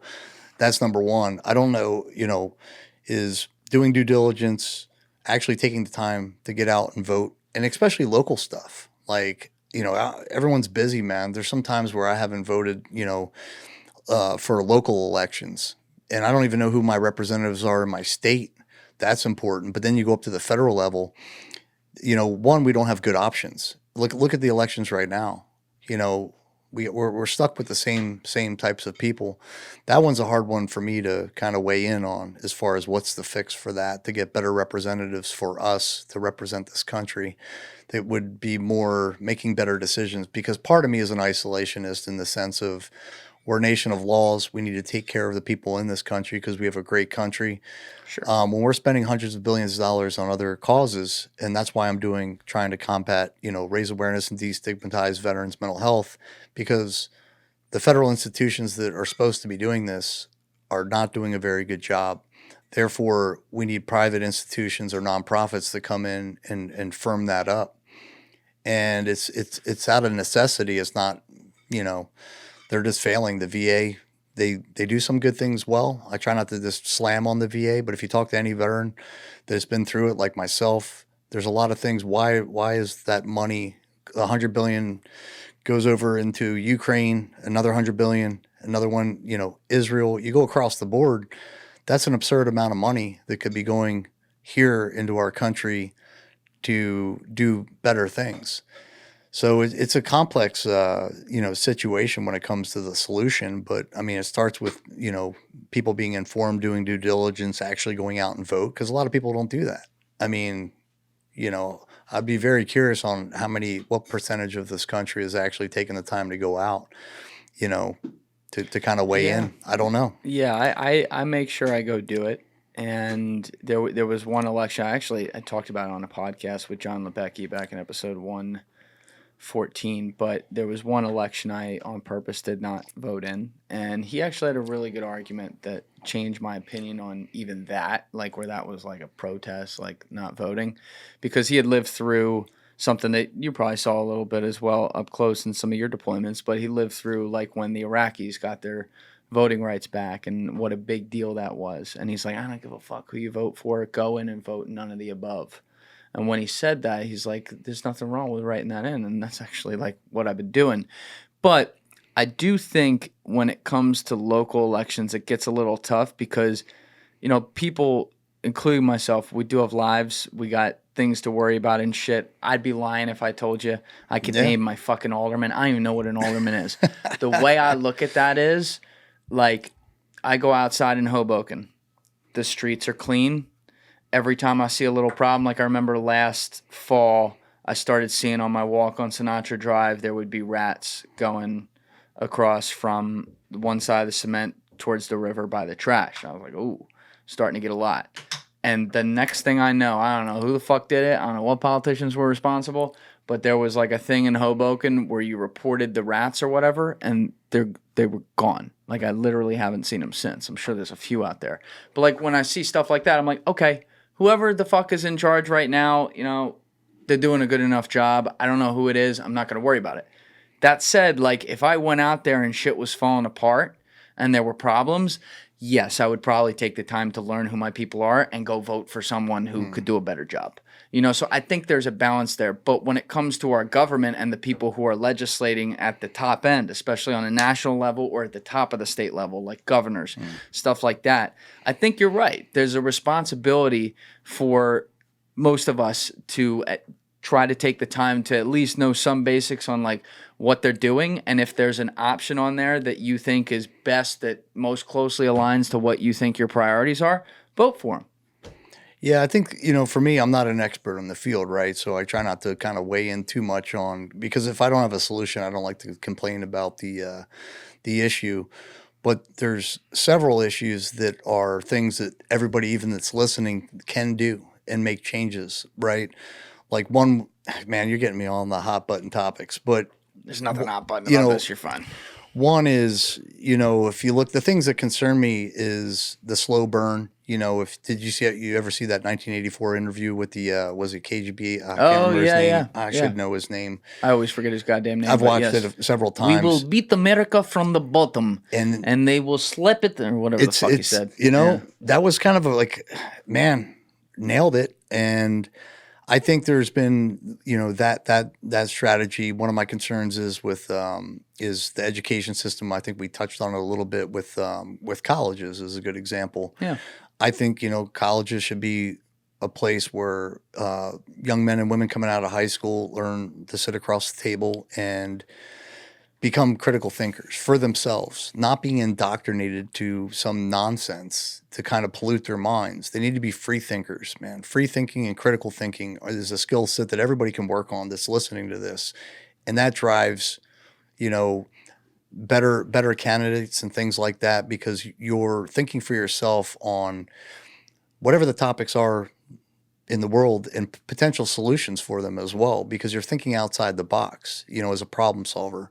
So that's something that everybody that's tuning in can actually do is like, dude, you know, be open-minded and learn as much as you can and be a sponge when it comes to and it's hard because everything that we're force-fed when it comes to media, and like we're talking about Manhunt, you know, like it's hard to know what's real and what's not real because they have to sensationalize things for people to tune in. That's because right. people's attention spans are like gnats. We went from Facebook and then, you know, which is more typing and content, and then that got all political. Then they went to Instagram, and then now TikTok, you know, where you have 8 seconds to hook somebody. Less than that. They're like, I can't sit through this podcast. A podcast, holy shit! I don't know how people make.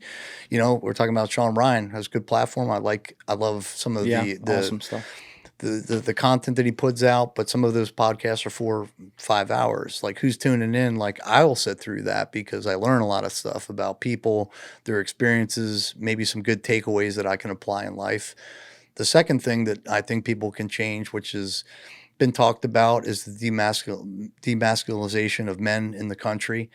Like, it's very interesting to me because, like, you know, I've told some people before when I was growing up, look at, you know, when it comes to relationships and having an ability to communicate to somebody else about your thought processes. So you have the critical thinking skills that should be getting taught. They're not there. But young men that are coming up now, you know, you need to get the fuck after it, dude. Like, who wants to be, and that's what I was talking a little bit about Nick Lavery, you know. Anybody can be average. You know, you can sleep in till 3 o'clock in the afternoon on a Saturday. That's great. But you got to challenge yourself to grow.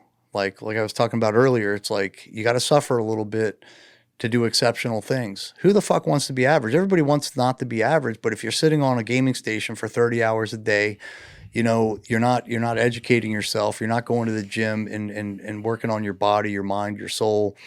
And, you know, those things are in your spirituality too, like those facets of life. It's not a lot of things, but you got to put some effort into those and get after it. And it comes down to relationships with women, for example. Like, there's all these studies on young men coming up now. And what I see is, like, you know, they can't have a conversation with women. Back in the day, you have to have game, right? Well, it started with like pornography, right? It's thrown, like, you got Pornhub and all the things. Now guys are like, oh shit. You know, OnlyFans, these influencers are making, some of them, absurd amounts of money, like $100,000 a day. It's crazy. Well, that means there's a lot of people tuning into it, and then they're not giving that attention to their girlfriend, their spouse. And young men, you know, across the board are getting kind of polluted by the tech and all the other things, and life's a lot easier. But, you know, when I was a young guy, you know, you had to sneak into an attic and get like a Playboy and trade it, right? And then it transferred to that. You go to the bars and you'd have to actually, you know, care about how you looked physically. You also had to have a brain and carry a conversation with, you know, a young lady that you're talking to or whatever your thing is. And you sit there and you're trying to, like, you know, there was a competition. It was like all your boys, there was a competition to who's going to get the girl. Now it's like guys just jump on, you know, porn at a young age, and it pollutes your mind. Right. Yeah. Yeah. When you're older, you understand that that's not real life, but you have these expectations of women that aren't really, you know, that might not be a real cross section of reality, and that whole area concerns me too, because that's your fighting force too. It's What do you think caused that? I think it's a combination. We hit. I was listening to a lot of things. Another area that concerns me is AI. I listened to Rogan's podcast, whether that was Sam Altman, one of the creators of ChatGPT, which I use for business, but I'm not a big fan of AI. I know, dude. Watch Terminator, man. Skynet's real, right? Like, dude, you guys watch Terminator, and we're doing it right now. It's like there's so many different things with AI that are concerning. But it's coming, the genie's out of the bottle. And same with social media, like the algorithms we talked about, the social dilemma. There's all these different things. I also listened to one recently. Kurzweil? Yeah, and there was three. Sam Altman, and then there was a guy who's been working on AI for 60 years. Kurzweil. Yeah, that one was just mind-blowing. Because you got these nerds just focused on one thing. Like, this guy wants to live forever. He's like 70 years old. He's like drinking fucking almond milk to stay alive. Yeah, and he's just like, who doesn't want to live forever and be the smartest guy? If you're a million times smarter, everybody wants that. I'm like, yeah, I understand some of that. I'm terminally ill. I don't want to live forever. Like, yeah, sure, it would be great. I want to live I want a quality of life over a quantity of life is important to me. But what you are as a human being is also, a concern with AI. And they're talking about exponential growth. If you take 10,000 year cross section of humanity, right, just 10,000 years, it's like a straight line curve. And then you hit 1960 when you get the advancements of computer technology. The curve's going straight up, and you're going to have exponential growth at some point where it's just going to change. They're talking about 2029, what that's going to look like from today. It's too far, yeah. It's year over year, all these things, but it's impacting people's behavior and how you do business. And the reliance on tech, you're saying? Yeah, you're kind of relying on it. And it's like whenever you hear the biblical quote, like the meek shall inherit the earth, initially I was thinking how that might apply to Silicon Valley and, the Mark Zuckerbergs of the world having billions of dollars. They're kind of meek guys, and now he's a big jujitsu guy. Now he's doing jujitsu. So I'm like, okay, let me transfer. Now he's gonna go fight like in the UFC. I'm like, that's so fucking someone funny. said he's encountering every stage of a growing young man about 20 years late or something like that. But then you look at Mike Tyson, man. I was so bummed out with the Mike Tyson. I'm just jumping all over the place. I have ADD. That's all right. But he's not a 8-year-old. Unfortunately, it looks like it's getting canceled now because he had that ulcer. I don't know if it was real ulcer, but yeah, something's going on. Originally I was like, man, I don't really want to see that. That's the elder abuse type thing. Like you take this champion but I'm like, with all the hormones and things that he's taking right now, he's not your typical 58-year-old dude. And I know he's just hitting pads. I follow the fight game, but that one was kind of, things are just weird, like things that 20 years ago could never happen. You're not going to see a 58-year-old former world champion like Muhammad Ali, bad example, but it's like we're moving forward and backwards at the same time. I agree with that. And with all the things that you're kind of talking about, the absurdities of war and things that are really strange is like, I don't know if you ever take the human element out of it. We're more reliant on tech that is, it doesn't have the same repercussions. If you looked at war 200 years ago, it was very up close and very personal. Yeah. Like you were bayonets right in hand to hand. Even World War I trench warfare is very different than asymmetrical warfare, and you get into using, like now we're using drones to strike. The human impact might be different, and the more removed you are from humanity, that's a whole nother challenge that comes with the advancement of, could be AI, could be tech, because you're not seeing firsthand the atrocities of war. And yet you have more access to seeing it secondhand online than ever before, in a way almost to desensitize yourself to it. Yeah, when I first saw ogrish.com when that came out, I was trying to see if I could find my own IED, one of the IEDs I got hit with, to see if it was like posted by the people that, you know, Hezbollah that tried to, you missed me, bitch. Well, you got me, but you didn't get me. You know, I was looking at that and I was like, dude, you start seeing all the content. And I don't know that that's good. And a lot of the first shooter games that came out, Oh yeah. there's a reason behind some of that. I know for certain that some of it was designed, you know, the first shooter games was the kind of, you're getting young men and women kind of in the mindset that applies to the military. There were some incubators that, you know, put some of that stuff out there for a certain reason.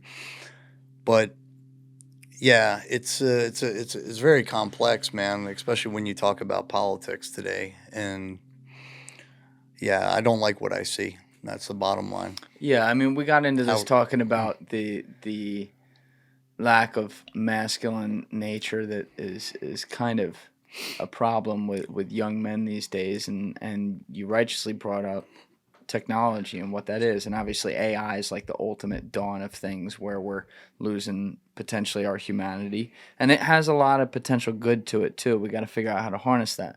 But when you look around, I look at like generational examples, and I find myself more and more, you know, like my life is making content and watching things back and, you know, editing things and whatever. And like, that means when I'm not working, I'm trying to get the fuck away from that. At best, I'm throwing in AirPods and listening to like an audiobook or something. You know where my phone is? It's in my pocket. I'm not looking at it. But when I go to places where there's a lot of people and I look around, I always look for parents before kids because I want to see what the parents are doing. And every fucking time, without fail, just like this, baby. And it makes me think because one of my heroes is Steve Jobs. He was a very imperfect guy, but he was a real genius and someone who did some incredible things for the world. But I really do wonder what he would think if he were around today. And knowing how he was very outspoken, I'm sure he probably would be. You know, when he looks around and sees that like people are using what he was creating as a simple technology to make things easier as a crutch at all times. And I think when, you know, you're constantly grabbing that dopamine hit. Yeah, that's what I mean. It comes down to dopamine, but I think the technology is advancing quicker than the way that we can kind of process it. I think that's, and yeah, it's a bit on the capitalist side. You know, you want to develop a technology that might make life easier, communication. Maybe Steve Jobs was thinking, hey, wouldn't it be cool if you could carry around and be able to talk to your family? Same with Zuckerberg when he created Facebook. You know, I watched that documentary on him, and that was another one where he didn't know how big that was going to get. No. And that technology now is fueling, you know, like we said, it's like that engagement is fueled by anger. That wasn't his initial, you know. No. I don't think they figured that out straight away, but they had to monetize it. And when you monetize it, the genie's out of the bottle. So it's kind of like this. You know, I think all tech's going that direction right now. It's faster than we can understand the human impact of the tech. And that's the part that scares me, man, is, yeah, I'm like, there's arguments now whether AI is salient. And I'm like, whoa, dude. Sentient? Yeah, or sentient, sorry. Yeah, I'm like, that's a little concerning. I think if I had gun to my head, I don't fucking know, but I would say it probably is. That's what it sounded how far like. ahead the technology is that we know some of like the deep government has. And whoever gets that tech first is going to be the czar.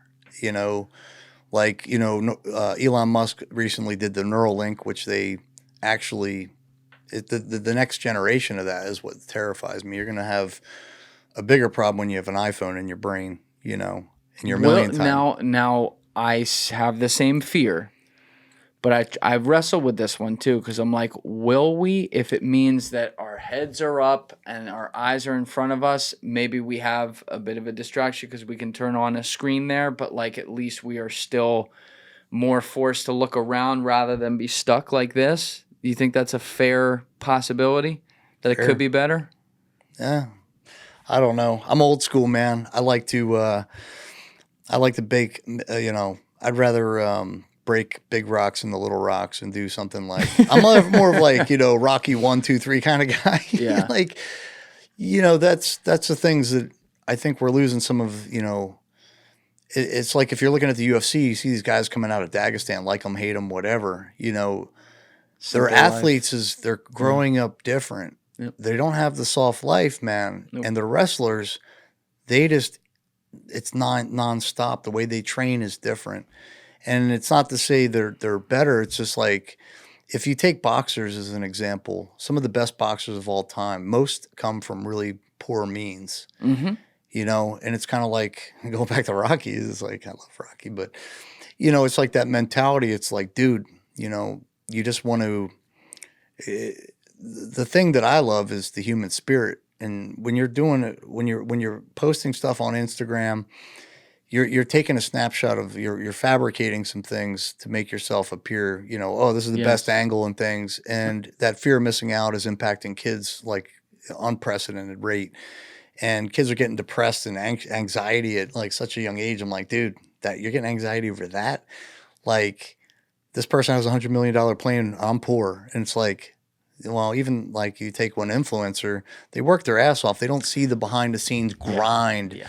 And that's the part that's missing out with the generation that's grown up. There's a grind to it, man. Yes. You can achieve anything in this country that you want. You just got to get the fuck after it and apply your brain and willpower and be resilient and never fucking give up, and you will accomplish that goal, 9 times out of 10. Yeah. But that's not what is being demonstrated on social media. It's fabric. A lot of the stuff's not.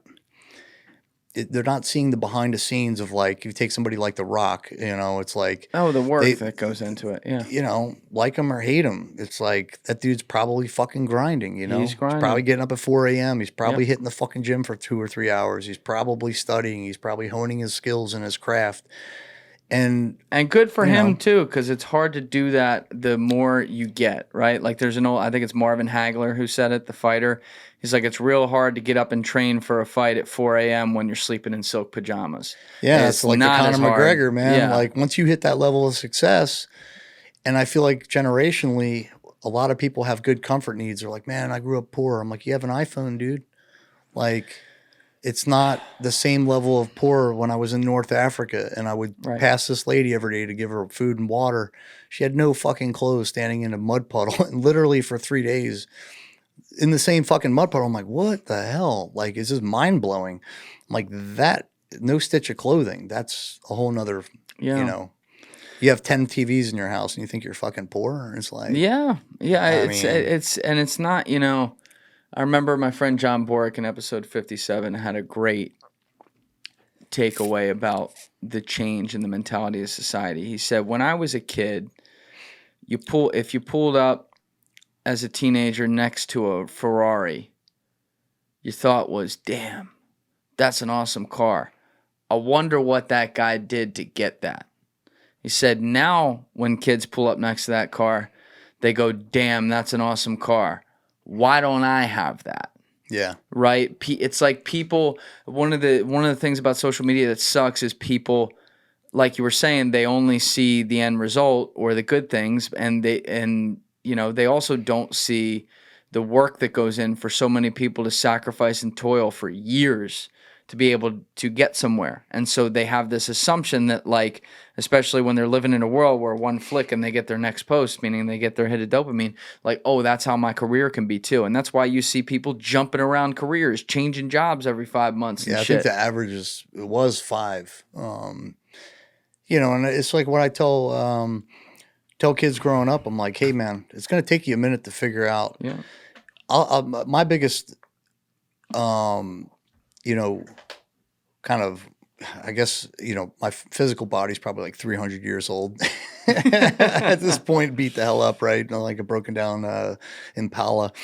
But I'm kind of fast forwarding in life to have a little bit, looking at things from a different optic, with the situation that I'm in. And it's kind of cool because, again, it's perception. Everything's about perception's reality. And the way that I look at it is, I'm like, oh no, woe is me. I look at it as it's an opportunity. The opportunity for me when I'm talking to these young kids, I'm like, I'm going to lose my train of thought on this. But like, if you want something, you just got to go get it. I had a good point I was going to make, but I just totally spaced out. Hashtag TBI. Well, let's take that opportunity to set the deck, like I was saying a little bit ago, because for people that didn't see episodes 136 and 137, where you laid out a lot of your military career and then also the battle you've been in, you've touched on it throughout the day, but as you said, you were diagnosed with cancer in 2019, very rare kind of cancer that I believe everyone you serve with in one of your units is either dead or has cancer right now, meaning you guys were subjected to some sort of substance over there in Iraq. Yeah, it was, there was just a very, initially when it started coming out, I didn't fully believe in it because, things happen in life. But yeah, it was a very large number within the people that, especially that I was in Iraq with. Of course, I served in different places. So there's a lot of bad things from an environmental, standpoint. And we were doing some things around substances that were highly not good for you, toxic. So yeah, like even out of the initial 30 of us is a huge number. I don't know the exact number, but I probably lost, I just went to another funeral like 2 months ago. Most SEALs, Green Berets, took care of themselves, all dying under 50, like 40 and under in the kind of their peak.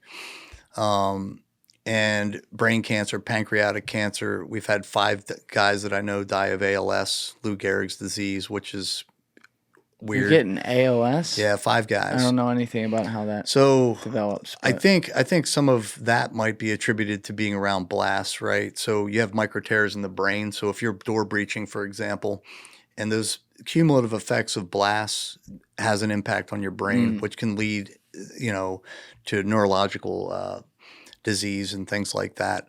But the amount of cancers, if you're just in the military, you're 50% more likely to have colon cancer, just regular military.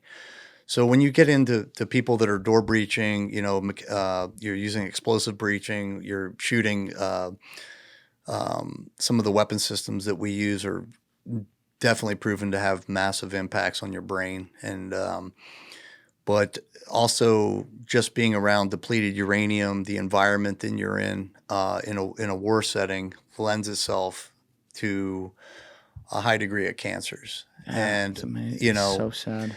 So it's the amount of people were just staggering. And then we also had a high degree of suicide too. I know so if you look at the 22-day statistic, I just read an article on the plane again in Psychology Journal on the way here. What doesn't get counted into that when you talk about 17 to 22, it kind of fluctuates a little bit here and there, but you also have overdoses, right, which is self-inflicted. It doesn't get put into that category because a lot of us do go use substances for various reasons. For myself, it was the sleep. I drank myself to sleep, because I couldn't sleep for about 13 years. Maybe get 2 or 3 hours if I'm lucky, but I hadn't had a dream. I just recently had a week where the first time in it's over 13 years, I've had 1 week of dreams. And because I'm actually sleeping now, like through the night. And it was wild, bro. What was stopping you from sleeping for all those years? Just the thought, substances impacted that, but I just couldn't fall asleep. Like in 2011, I was on Ambien for 2 years to make myself sleep. But then I was doing Roseanne Barr stuff, like sending emails out at 3 a.m. because I would stay up. Like I wouldn't go to sleep and lock my door so I wouldn't go do weird things. And that was pretty wild. But, substance abuse is part of it. You're taking substances to kind of drown out the static to get a little bit of peace. And you have to do more and more of those substances over time because your tolerance increases. So next thing you know, you have legal situations happen or domestic or whatever the things are. You're not present in life. But going back to that, it's just a massive amount of my close friends have died from cancers or, again, like Lou Gehrig's and things like that. It statistically is off the chart, and it's probably like 70% of the people in my group. Well, you had laid out last time about specifically after your service when you were in the contracting business, and what was it you guys were doing? Were you doing armored vehicles? Was that right? Did I make that Yeah, up? after I got out, yeah. Yeah, so after Still you in the got out of community. CIA and Special Forces, you were doing that, and you mentioned today as well your partner John Zinn died under very mysterious circumstances in Jordan, and then, you know, you went, I guess that was 2014, so you went through years of horrible, you know, suicidal thoughts because of that and everything, and then you get diagnosed with cancer in 2019. You also mentioned how by the beginning of 2022, you were then officially diagnosed stage 4. You had part of your lung removed. Obviously, your whole leg is basically like a metal rod. And yet, somehow, you are still here. You still look amazing. And I told you this in December 2022. I said, you're going to be sitting there I was questioning in it a at couple the time. years. I thought you were full of shit. And it was like 18. We're 18 months later, and you're sitting here looking even better than last time. And you've managed to turn your own story and time that you have left that you seem to keep extending because of all the work you put in the gym and your no excuses attitude. But you've managed to turn that into trying to, as you've laid out today, help so many other veterans who are going through the things that, you know, are still thoughts in your head, right? When you're dealing with that PTSD, you're dealing with those difficult, intrusive thoughts, if you will, that lead you a long way. Like, how do you keep the presence of mind to dedicate your whole life to things like that when you do kind of live with, at any moment, the death knell that can come and suddenly like, oh, all right, it totally metastasized. You got a week to live. Yeah, grit, man. It's, I think, finding a purpose, man. That was what I was gonna. My loss of thought earlier was with young people. I tell them, you got to find something that you're passionate about. It takes you time. When you find something you're passionate about, you typically, in my case, the money's not going to come with it. You know, I don't care. My payment is through other veterans that come back and they're like, hey, bro, I was not a good father. You know, I wasn't a good husband. I wouldn't be here if it wasn't for some help. You know, dude, that payment to me is like, means the world to me, man. And having those friendships where I can see these men and women getting better, like, dude, that's all the payment, but it's the most rad thing I've ever done. And that's what I tell young people where I lost my train. It was like, it might take you a couple career changes to find it. Don't chase money. Like, money's great, but it's not fulfilling. And to answer your question is the purpose. Finding a purpose in life that fulfills you. That's what lacks when people transition out of the military. The problems that they have often is they lose that sense of purpose. And for me, I always wanted to protect other people, you know, in some capacity. That's why I got an executive protection for the last 4 or 5 years after running 3 defense companies. When I got out, I was lacking that.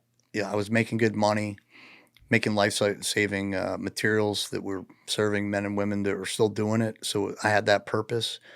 But I wanted to do more. And this was like the ultimate one, because if I can, you know, be a force multiplier, that's what gets me up in the morning, man. I love, like, even Saturdays and Sundays, I work 7 days a week. Most of this year, I've been working 7 days a week. You know, I take care of myself. I get in the gym, self-care, all that stuff. I'm going to go on vacation for the first time, you know, with my wife next month. I'm stoked about that. Just kind of, you know. Where are you going? We were originally looking at Greece, and she wanted to go to some island, but then we found out it might be exceptionally hot, and you know, it takes a long time to get there and this and that. So we kind of shifted, just like, hey, let's do something laid back. I think we're going to go to probably St. Thomas. We're going to book something this week. Yeah, but St. Thomas, and we're looking at Grand Cayman too, just to, you know, unplug, you know, kind of what we're talking about, get a little bit of break, just, you know, focus on us and our relationship and things like that. And that's super healthy. But yeah, I get fired up, dude, about the work that we're doing, though. And that's kind of, if anybody gets anything from the podcast, it's like, dude, find something that you're truly passionate about, man, that gets you fired up, and it's not work. And typically you get rewarded for that because you're going to be successful, because it's just going to come. You're going to work harder. You're going to actually enjoy it. You're going to be pleasant to be around, you know. I don't know if I'm always pleasant to be around, but I try to be, man. You are with me. You know, but yeah, I just, that to me is a key, you know, of where I'm at in phase of life. Was like, dude, I want to do this literally until I die. God willing, man, I keep doing good things and making good business decisions and things like that. That's what I plan to do. And I would like to get this, like, we're doing an event in November called Enough. We're working with 2 Medal of Honor recipients. We're gonna have 2 teams walk from North Carolina, or South Carolina, from the north to the south. Another team, a couple teams south to north, converge at USC Stadium, and have these guys hand the game ball off, in front of, like, I don't know, 80,000, get on Fox and cool. Friends and things like that, and just get the word out, and it's cool doing these events because you're around these exceptional people. These are the people that I idolize. I think everybody idolizes different people. I like I said earlier, I don't idolize like celebrities and people that are, unless they're really good dudes. But these people's stories, these Medal of Honor recipients, like, dude, I look up to these guys like, holy, like, I'm not worthy to be in your presence kind of, and they're all kind of cuts from the same cloth, just everyday people. A lot of these guys are just small country boys. They got a lot of humility. They're like, they almost don't want these types of, the attention that comes with their actions, because one of the guys that I was looking at jumped on a hand grenade, and I told my friends, I said, look, I can imagine doing a lot of things, but Kyle Carpenter was one of the guys that had jumped on a hand grenade and crazy, imagine a hand grenade comes up on the roof and you're with your unit and you just make the decision. I'm like, dude, I think I would pick it up. I thought through the process, right? I was like, I think I'd kick it would be number one, because it'll be quicker than trying to bend over to pick it up. But to have the presence of mind to, like, jump on it, almost without a shadow of a doubt that you're going to die. Yeah. And like everything else I can envision doing myself, like, taking a bullet for a friend, 100%, I wouldn't even think about it. But a hand grenade is just so violent. And, Kyle Carpenter was one of those individuals that laid down, his life for everybody else, and he survived. And I'm just like, whoa, dude.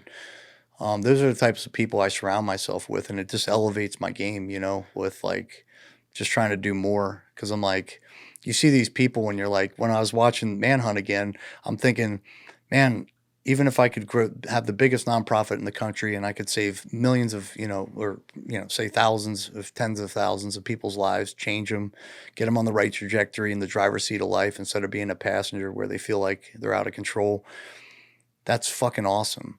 But then I'm thinking of, like, the Lincoln, I'm like, he reshaped, the country as it is came nearly to collapse. And we'd all be living in some weird, Yeah. Two-state, two-state, just like, wow. Yeah. So it makes me want to do more. It doesn't dishearten me. It actually, I'm like, I got to work harder.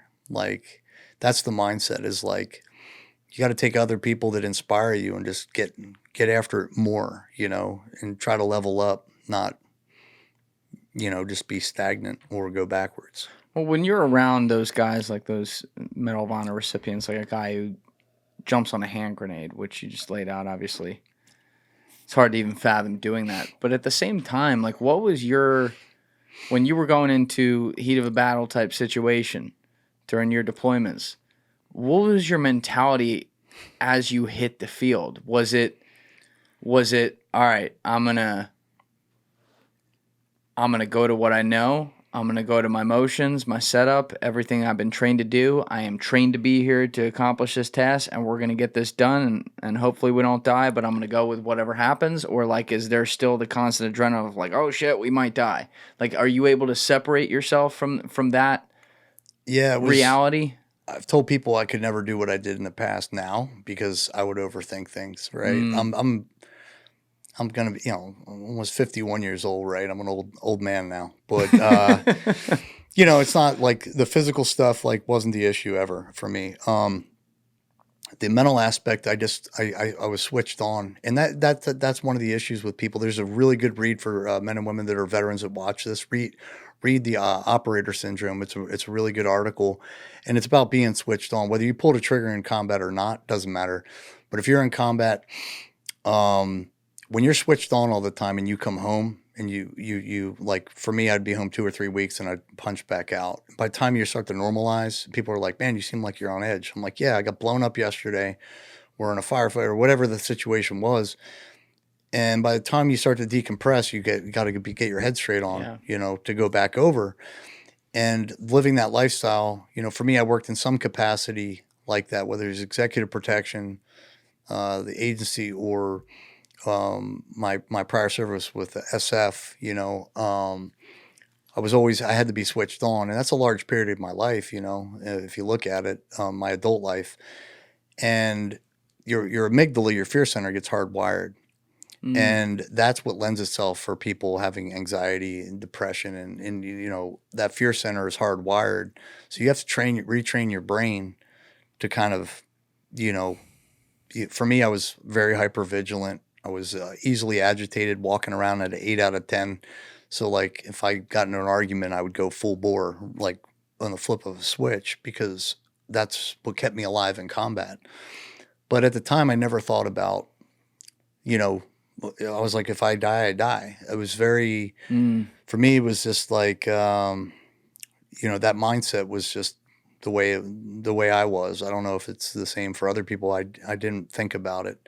Today, if I went to the similar situations, I'd be like, dude, I don't even want to drive on this street. Like Khadijah Expressway at the time was an exceptionally dangerous road to travel. I had 2 IDs on that.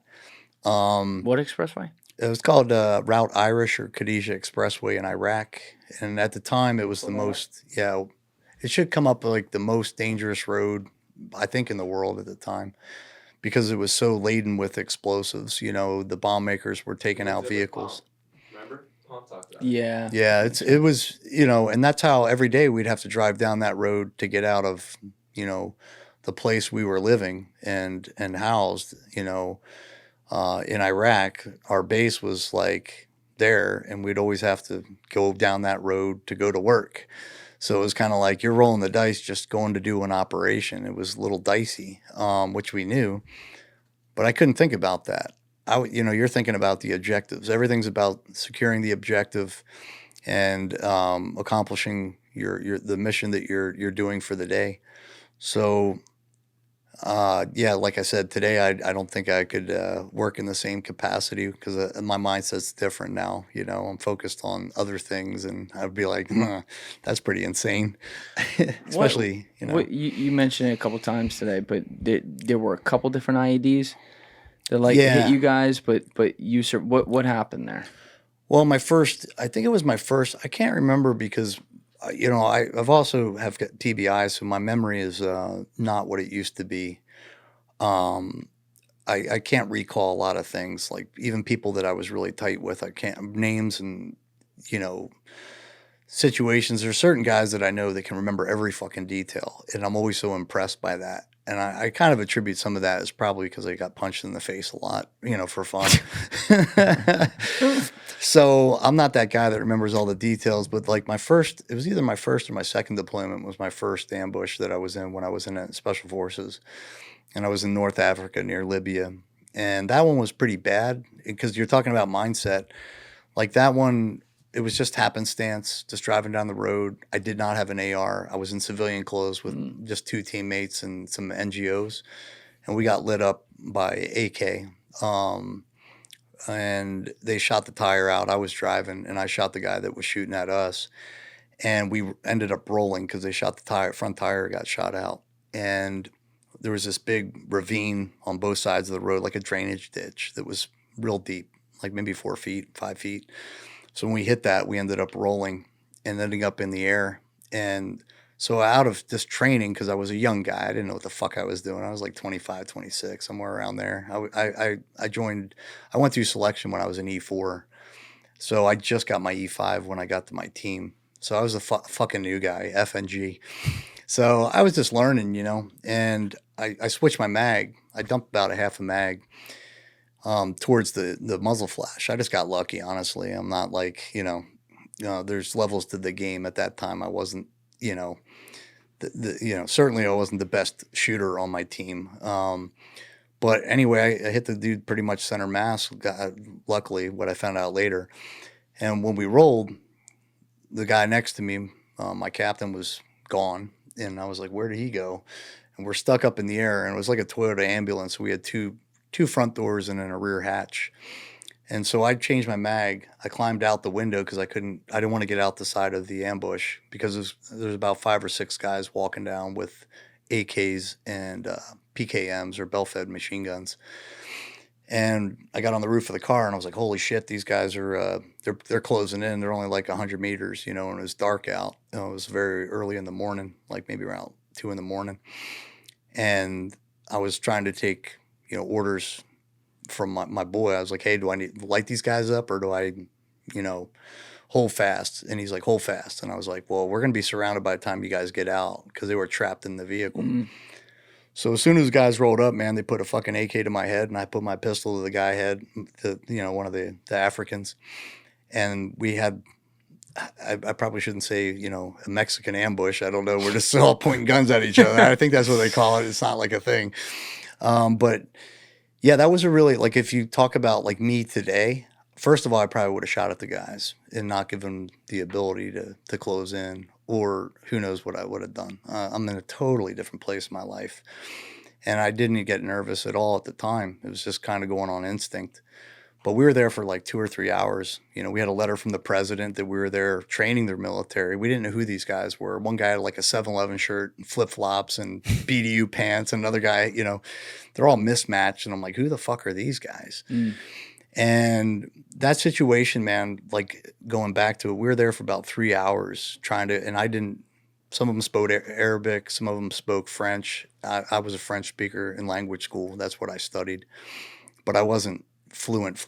Like, I'm not going to talk our way out of an ambush fluent. So luckily the NGOs, they kind of were trying to deconflict, and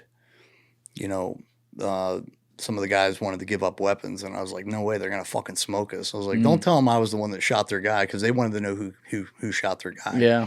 But because we eventually, we gave up our weapons, they were actually, my gun was still hot, meaning it was on fire.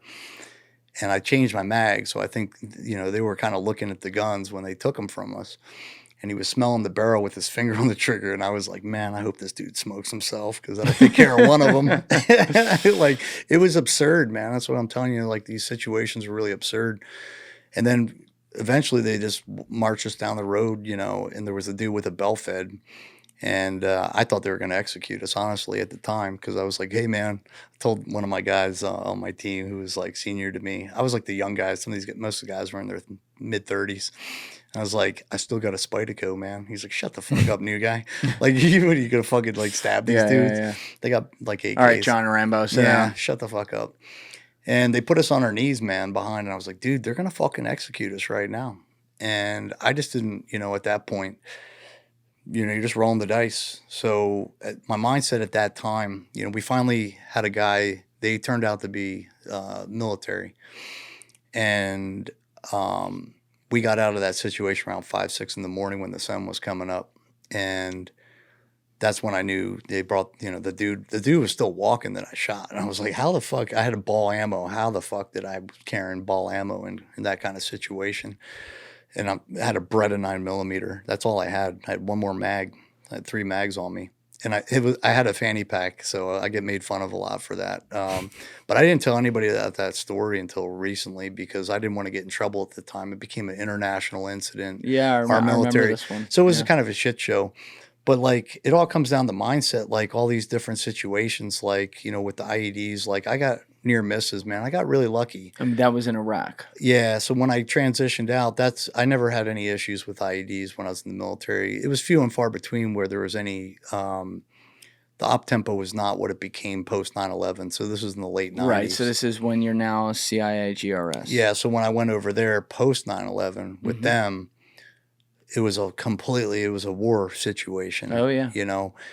And, I had 2 really close near misses. Like, the first one was in, like, South, Baghdad, where the IED, we had 4 vehicles, a lead, follow. So we had, like, Suburban, then a CAT team, basically people that respond with heavy weapons.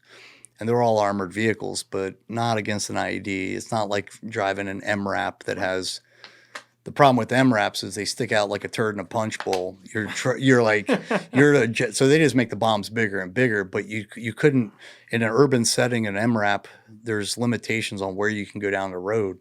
The vehicles we had were smaller, like Suburbans and, other armored vehicles, but they attracted a ton of attention because there was no, one time I was in a G5 wagon, or, a Mercedes, like, obviously there's somebody important in that vehicle, There's not a lot of those running around the roads, and that was because everyone was scrambling to get armor.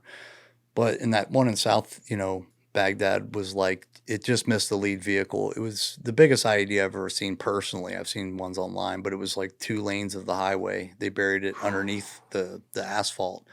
And when it went off, it was just like, it took up 2 lanes of both lanes of this road.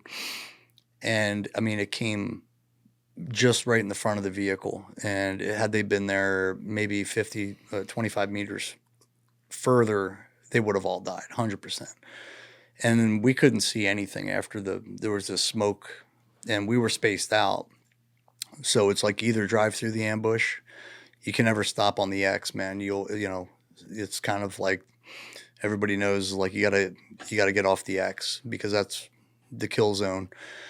So it's either drive through or turn around. And driving through, turning around takes time. So we ended up pushing through it. Gassing it. Yeah, there was a little, ambush after that there was about 12 dudes opening up with, we got lucky, the RPGs missed the vehicle, and it was a small arm stuff, but we didn't take any casualties, no injuries, but it was kind of like a wake up call of like, holy shit, dude, we're in a protective posture. We're not there to fight, we're there to protect individuals. So that kind of was a wake up call. That was like, pretty much a close call. War is chaos because if it hits the lead vehicle, then you got to cross-load people. You got to get into a gunfight you don't want to be in because we're not equipped like the military with our weapon systems.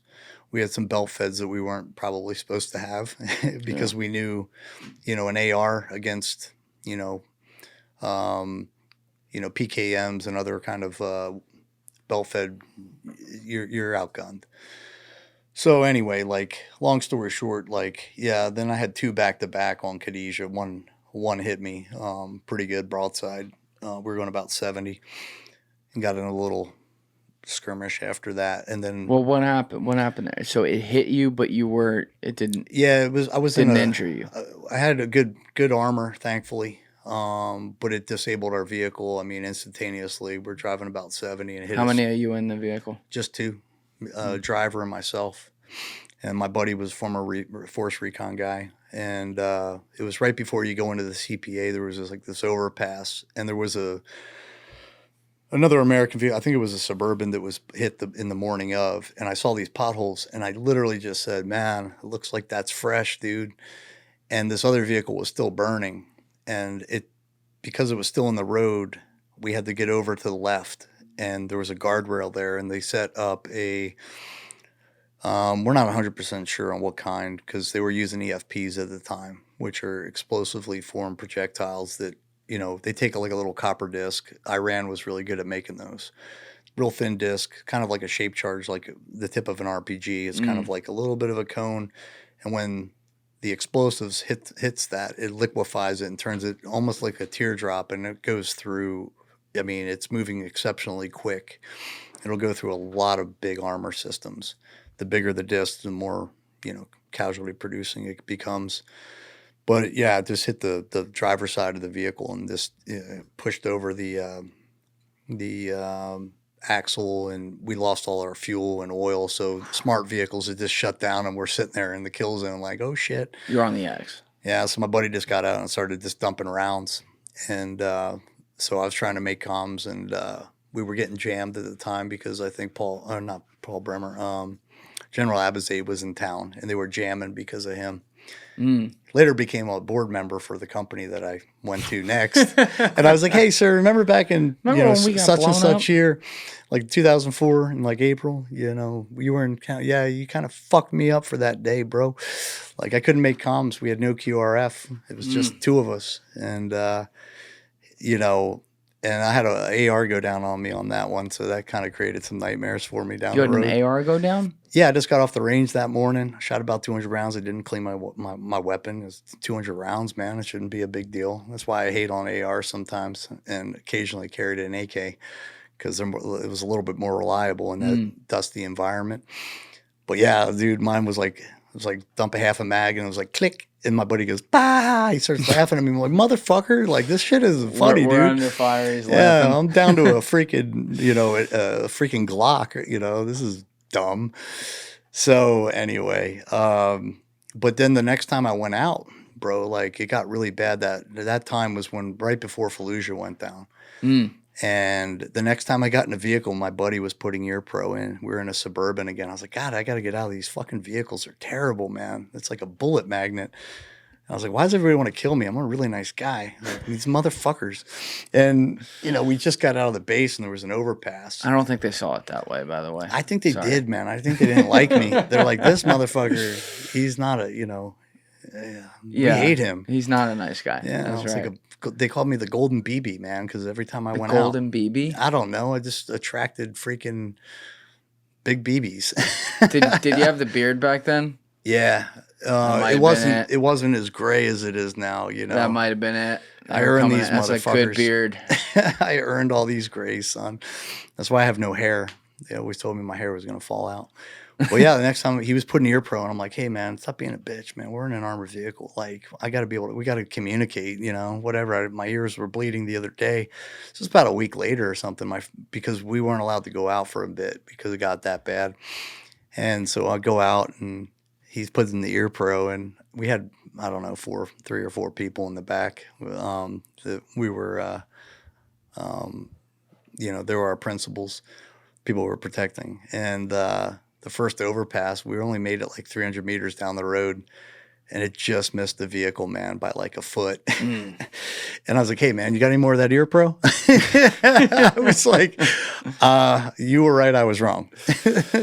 Happens quick. But I mean, yeah, the mindset is a lot of the game, and it's the same with me today. With the things that I'm going through, is just like it's all about resiliency, man. Like it's just I tell people, man, like all the time, not to focus on the things they can't do because I have all these physical limitations I never had, and part of my identity was tied to we were talking about like what happens when Goggins can't be Goggins anymore physically.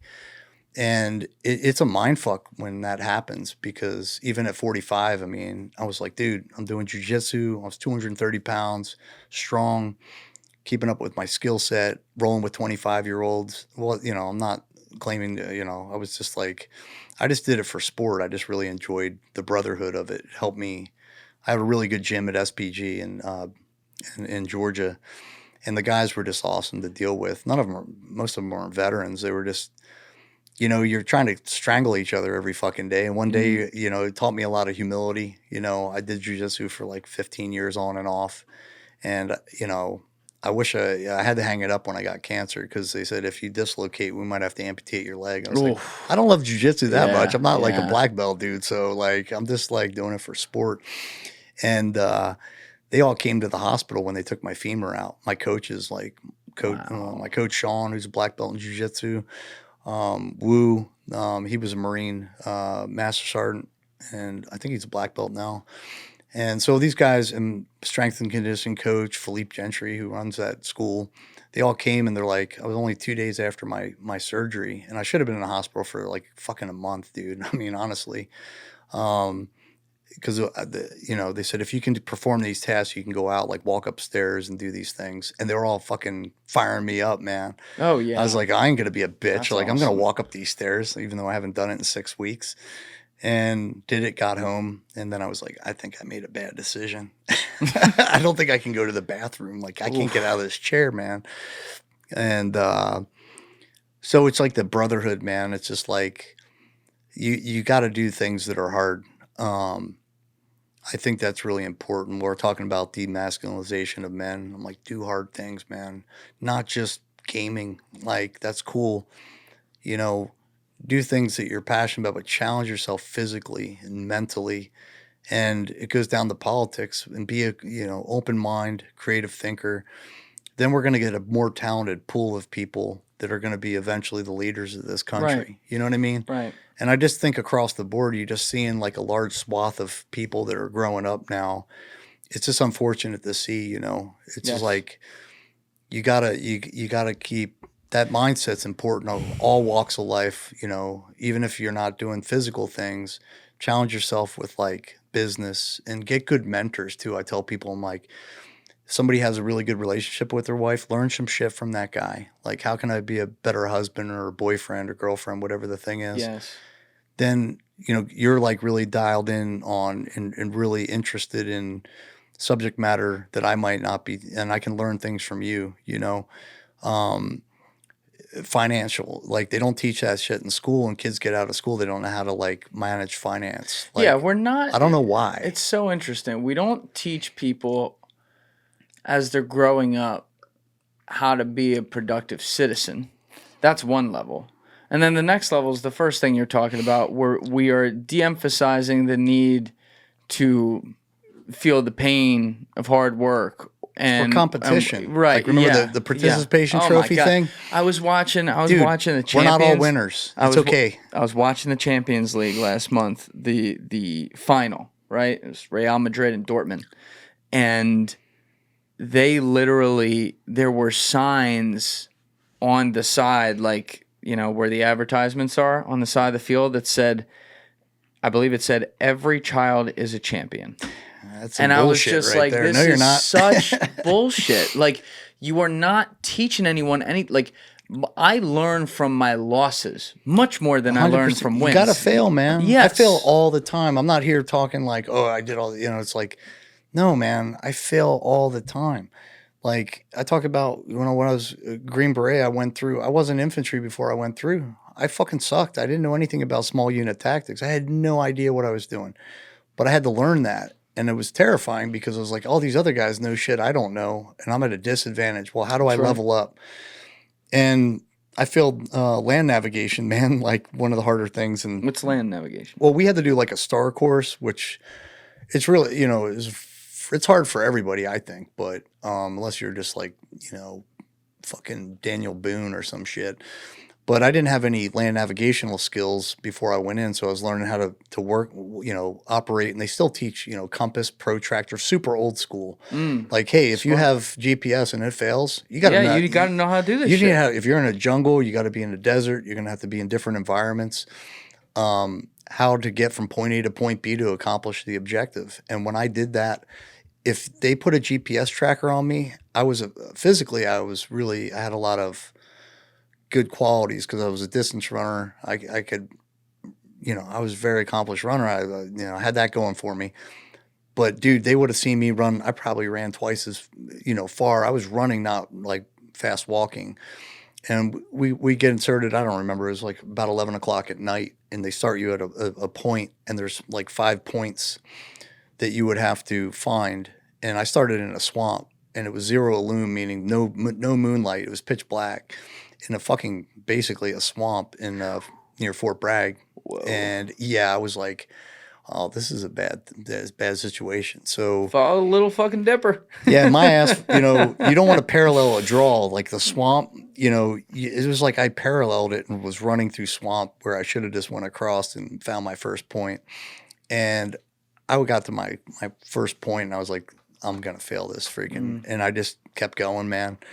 And I had to redo it, which was miserable. And it was a lot of pressure because I'm like, if I don't fail, if I don't pass this time, I'm done. Like, I'm going to have to come back and do the whole thing again. And luckily for me, I had some good mentors that were helping coach me a little bit for the little bit amount of time that I had between. And I, you know, redid it.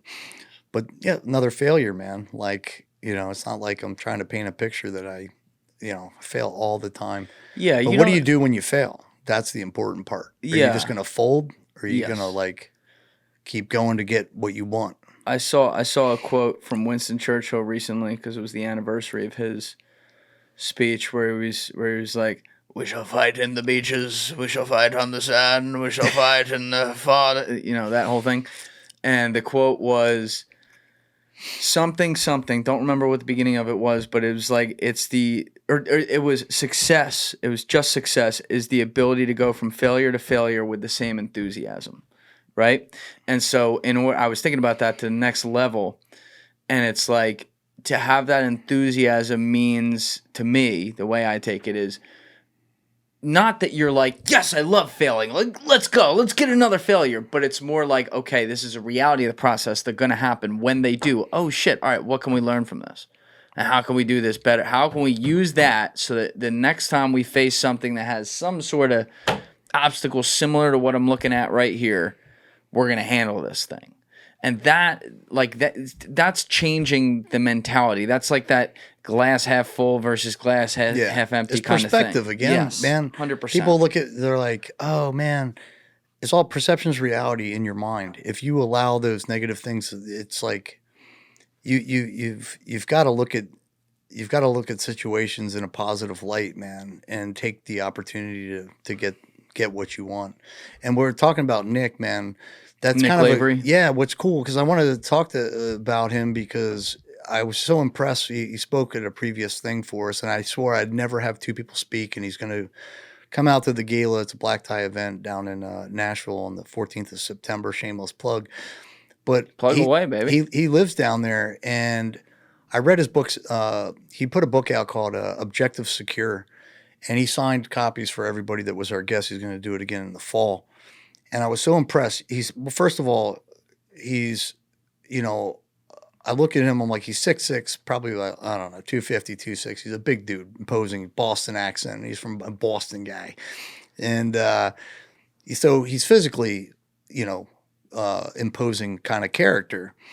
And, he comes out, and I'm listening to his book on audio because I'm driving to Augusta where we have this event. And it's an 8-hour listen, but it's fucking rad. It was really a good read, good listen. And so anyway, his story starts out, he was in Afghanistan and got into, he had hand grenade shrapnel. I don't know if the month was September or whatever, but 1 month in say September, they get into it, and he has like the size of a lemon hole in his shoulder. He refuses to go home. The next month, he pulls his team sergeant from an IED-initiated ambush, gets shot in the face with an AK, nicks him, right? Again, refuses to go home. He's like, no, I'm good, dude. Let's keep carrying on. Then, one of the Afghans that he trained, like I said, the Taliban were really effective in trying to get the people that were not, supporters of them. And it's like, either you do this, or we kill and rape your family, or we can martyr you and take care of your family forever. And they come through on those promises. Well, this guy gets up on a bell fed on the back of a truck, almost point blank, starts hitting, killing members of his ODA as well as some Afghanis, just mass casualty event. He hits Nick 5-6 times in his thigh. He doesn't have skinny legs like me because I have no more leg days, but severs his femoral artery. Knows I got minutes to live. It could be 2 to tops 8 minutes when you have a femoral bleed. Put present in mind to put 2 well, first it's first tourniquet didn't stop the bleeding. Then he puts another one. The medic comes to him. He's like, hey, it is what it is. I'm a write off, man. Go take care of the team. Like, who fucking says that, right? I mean, then he takes a handful of gauze, like a Powerball, loosens the tourniquet, wads it up into the cavity of his injury, re-cinches him down, which probably ultimately saved his life. But how do you even do that? You can talk about it like this, but the pain was probably exceptional. And then resulting of this, he has to go through physical therapy, lost a bunch of weight because he's such a jacked dude. Has to learn how to walk again. He's like, I want to go to, he goes back and they keep him in the military. He's like, goes to combat diver school, and here comes the failure. He's like, man, I prepped for this thing. They rushed my prosthetic. In the book, he's talking about and he's actually reading this thing. So it's his voice, which I think is a really awesome part of it. Yeah, I love that. I'd rather do that than actually read it. And because he expands upon these experiences, and he's not doing it for bravado or I'm a badass. He's just talking about the inspirational part of him is what I identify with, and just be like, dude, there's levels to the game, man. And he's a warrior's warrior. And he's like, I want to go to dive school, one of the Army's hardest schools. And they rushed his prosthetic. He's like, I was prepared as I thought I could be, but they rushed my prosthetic. The easiest thing I could do was the first thing, which was an open swim for whatever, I don't know, a couple miles in open water. And his prosthetic falls out like right in the beginning of it. And he's dragging it like, it's like having a bucket of water tied to you and you're swimming. And the leg was already a disadvantage because it's not propelling him. It's just kind of like a little fin. It's pulling back. So I guess the instructors came over and were like, hey, dude, you good? He's like, yeah, roger that. And he's like, by roger that, I mean, I hope you don't let me fucking die out here because this is fucking bad. And he's like, serious, right? So that's how fucking motivated this guy is, right? He also failed on, and when I say fail, I'm like, dude, people that are able-bodied fail this all the time. This guy is a massive disadvantage that you can't even quantify. They kind of like replicate one of the events. The second event that he struggled with was like it's like you're getting hit by the surf. They're pulling you upside down. You're blacked out in your dive mask. You can't see. They turn off your air. They pull your regulator and all this shit. And you got to self-correct before you fucking drowned. Well, he fucking drowned on the first one. And then he had all the pressure like I talked about, me failing land navigation as a fucking pogue going through selection. Another failure that I had to but it's nothing in comparison of this. Like, and I tell, don't do that. The comparison's not. Anyway, so he passes dive school. Then he wants to go back to ODA. He passed that event the second time with all the pressure. Goes back. They're like, I want to be, and I think he's the only person ever to pass dive school as an amputee at all. But above that, it's above the knee. That's crazy. Then he goes back and wants to go to go back to the unit, and like there was no standard. They like created a standard for him to achieve. Does that, goes back to Afghanistan as above the knee. Like I think the first and only to do that as well. Animal. And now he's transitioning out, motivating other people in light of his situation, similar to me. And he's like, get the fuck after it, dude. And I need young men and women to fucking tune into those types of inspirational people to kind of get to the goals they want to achieve in life and not tune into the nonsense of like the people that are out there. You know what I'm saying? Like there's a lot of people, they're wasting their time on things that should not be important to them, in the grand scheme of life. Yeah. And I think people also, you mentioned this earlier, but they're worrying about things they can't control. I remember way early on in the podcast when I had my cousin Amputee on the show, he was like, if the first thing you're thinking about when you wake up in the morning is who the president of the United States is, that's a you problem. And he's right about that. Yeah, that's true. And that's just one example. Be careful who your heroes are is my point. Oh, yeah. Well, I look at Nick, and even in the situation I'm in, I'm like, they're the type of guys that motivate me to go, man, am I doing enough in life?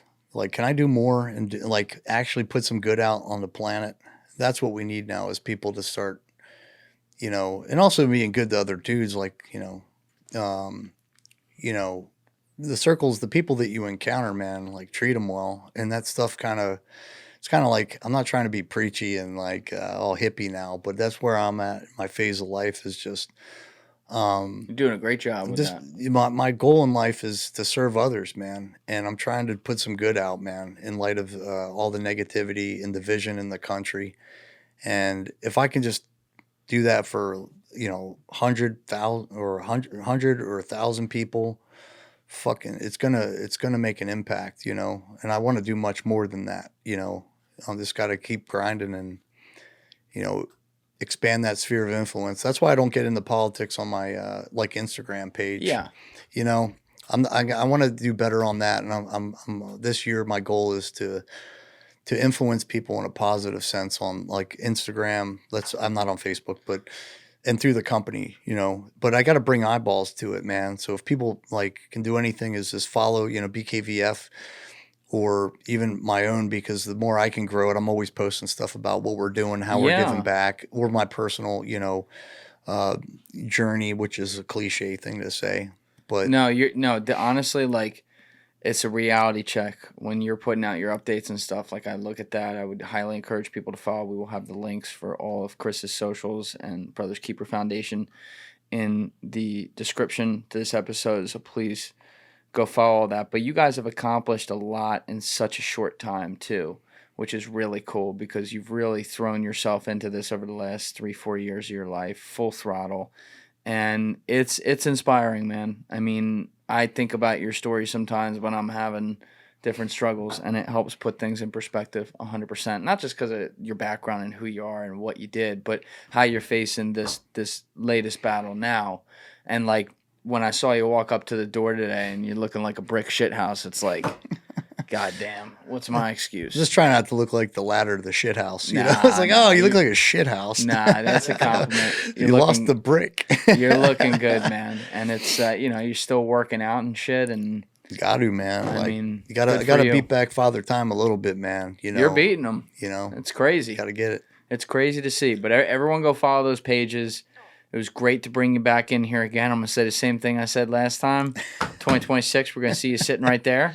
Okay? Oh, man. Keep that rolling. I can't think about past 20, this fall. But well, I got to give you something to look forward to. Let's go, man. That you're going to work for. But keep doing what you're doing. The foundation, would love to see that gala get completely sold out to the rafters on September 14th. Dude, that'd be very cool. On that real quick, it's Saturday, September 14th at the City Winery in Nashville. It's right downtown near Broadway, so it's a good thing to do for the wife, the husband. You come to those events, but we have like a live auction, silent auction.